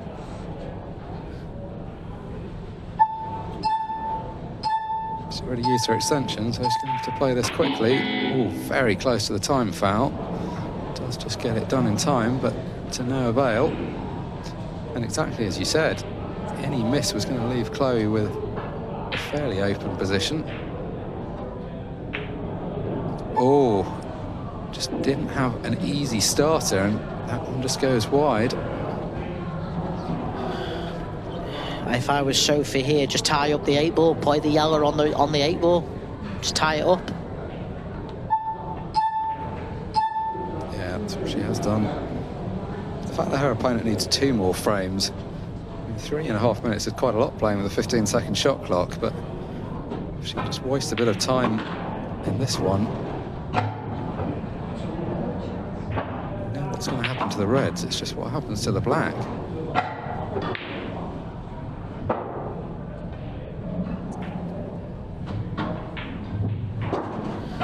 Just lost the cue ball a little bit again. Just roll with this in.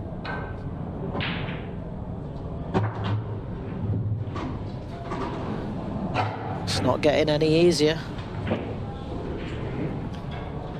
This is where the 15 seconds is tricky, because you haven't really got time to think about the overall plan. Oh, she's Is it there? It's there.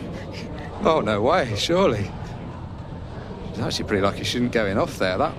The in off would have been extremely costly. That would have been pretty much the end of the match. As it is, though, it is a snooker. She didn't really want to hit this too hard, but oh, has she made it? Oh, what a shot that was from Sophie Gibbs-Nicholls. She would love that to have dropped, but got some kind of second prize.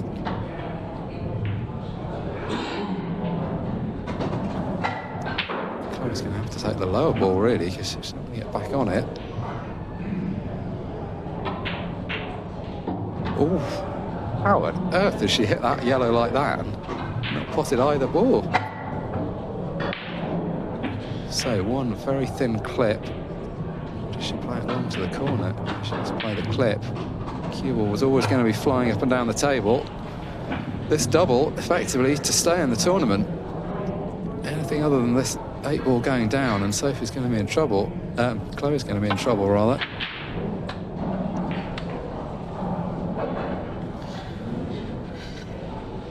Oh, it's not there. The dream is over.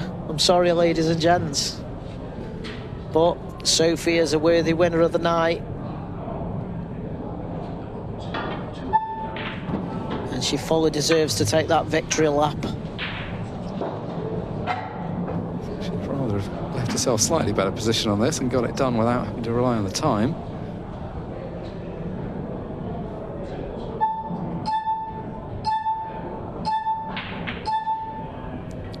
Ooh, wow. Did that 8 ball struggle, but it has dropped. 3-0, 44 seconds remaining. Not long enough to make a difference, but long enough that it's not going to be the handshake yet. We are going to see at least one more frame played. And this is as close to a victory lap as you get in pool, bar some extraordinary sequence of golden breaks and golden ducks. The dream is over for Chloe Smithies.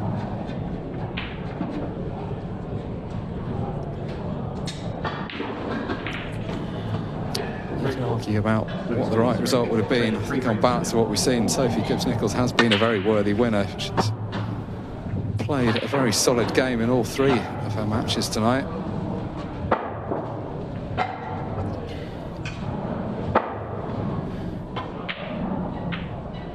It's the problem. I think Chloe's just given up. So the handshake offered. Sophie just checking that she's, apparently not allowed to offer the handshake, so Sophie was asking whether she would need to play another shot. She's going to. It's not going to change anything. This match is going to finish 3-0. Nice position to be in. Very rare that you're at the pool table where it makes no difference what you do. There's nothing Sophie can do wrong here that jeopardises the result. So one more shot to be played. And at the chime, the match finishes 3-0 in favour of Sophie Gibbs-Nicholls. And more importantly, from Sophie's perspective, she gets the 2 points she needs to top the table. It's been a very professional performance by a top professional player. Sophie Gibbs-Nicholls goes through to the quarterfinals. After this break, we'll grab a word with her in the studio.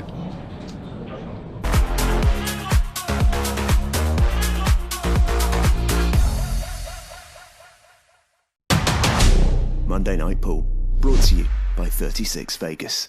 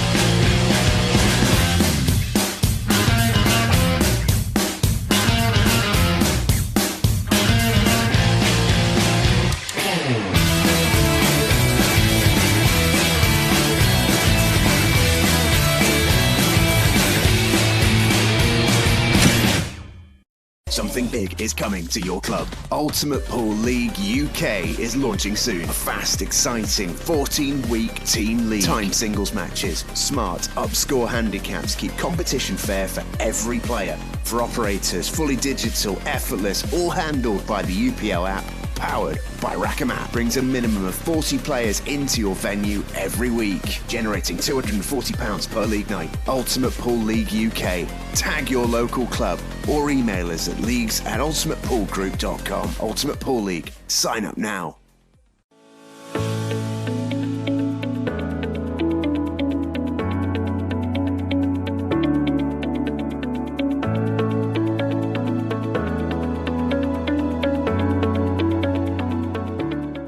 Introducing the all-new Ultimate Pool Pro 15 pool balls powered by Dynaspheres.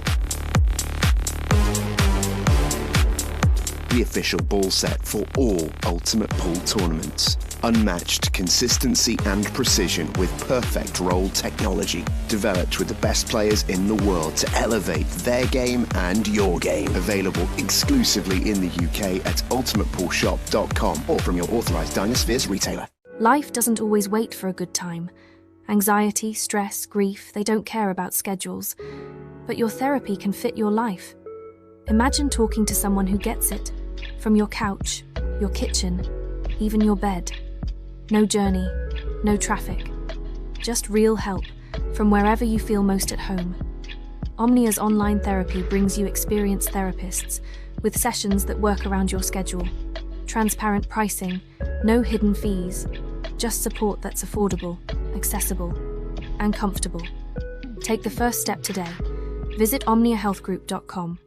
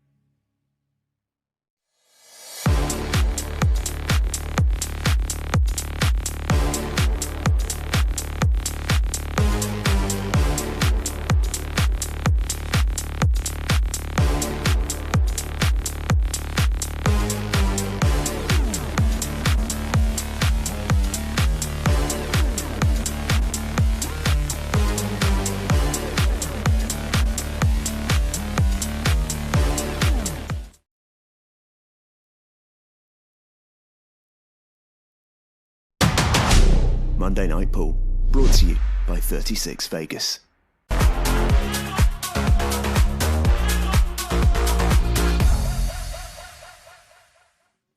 Welcome back into the studio for one final time tonight, when I'm joined by a very delighted Sophie Gibbs-Nicholls. Congratulations. I mean, it felt like that was a very professional performance the whole way through. You seemed, I don't know how it felt out there, but it felt like you were in control of yourself the whole way through the event. Yeah, I felt okay. I felt relatively relaxed. I felt like I was queuing well.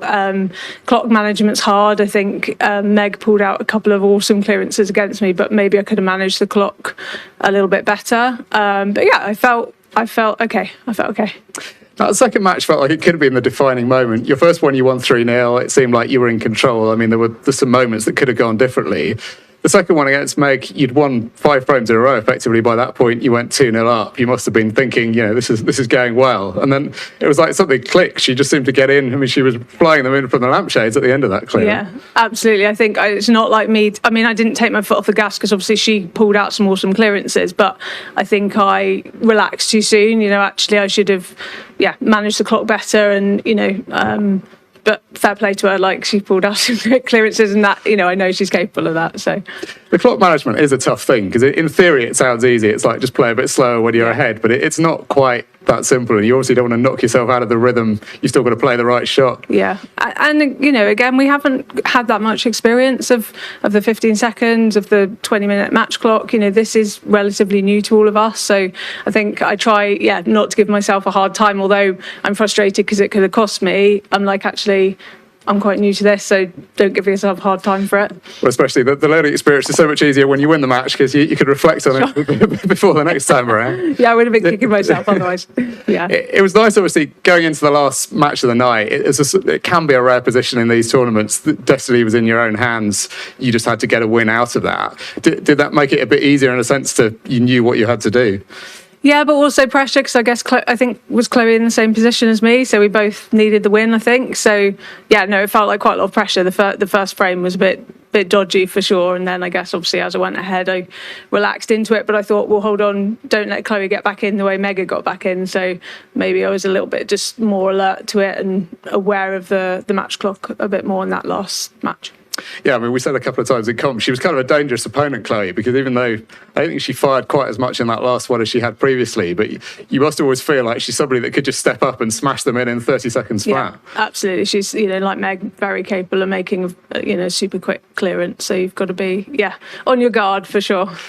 How do you reflect on the event as a whole? It's been a great occasion, not just tonight, but over the last 6 weeks of it as well. It's been a great spectacle for women's pool, and it feels like the standard has kind of lifted. I think every week we've really seen maybe some slightly scrappy first games, but then towards the end of the night, everyone seems to have settled in and looks like they're enjoying themselves. Yeah, absolutely. I think the standard's been really good. There's been some great drama thrown in as well. It's been a great watch, and everyone's been talking about it. Everyone seems to have really been enjoying it. It's been brilliant tournament, I think. Was there a real camaraderie? I mean, we were saying at the beginning, when you do these events and it's the male pros, very often they practice out in the arena on their own, then they go into the back room and practice. Where you guys all seem to be out there together playing, and it seemed like a genuine, and you see that at a lot of the ladies' events, like you all want each other to do well. Yeah, and I think a lot of us are teammates, whether that's at county level, international level, or just know each other very well. And like for me, that really suits me if I can just kind of relax into it. I think that's only going to suit my game. For others, you've got to be careful, I think, sometimes not to go into the game kind of too relaxed. So it's finding that balance. But yeah, I mean, the women's kind of pool scene is amazing. Everyone's really supportive, and yes, we're incredibly competitive and everyone wants to win, but we also kind of support each other along the way. Yeah, and I mean, that's shown that's why this event has been such a success in a way, and why it's been possible now to have an 8-week or 8 different groups, all with enough standard of players. I mean, if you think back to when you were first playing at the international level, the standard was good, but it would probably have been hard to get a 32-woman pro field that was a high enough standard, whereas now there are so many players that are capable of winning an event. Yeah, and back in the day, there'd probably be the odd group that you think, oh, I'd prefer to be in that one. But looking through the 8 groups, there's no easy group at all. Like, they're pretty stacked with phenomenal players, for sure. So now you get a couple of weeks off. Are you going to be watching the action the next couple of weeks before you're back in action for the quarters? Yeah, so flying off to Cyprus at the end of the week for the European Champs. So hopefully we'll get an opportunity to watch the last group there. And then, back up here. Yeah, I didn't expect it, so I'm going to have to make sure I clear my diary for sure. Move up this way, perhaps. Come a long way from Devon, so maybe need to move a little bit closer to where the heart of the action is. Well, a happy journey on the way home, I'm sure. Having won. We'll see you in 3 weeks' time for your quarter-final. We'll see all of you next week, same time, same place, as the 36 Vegas Champions League continues.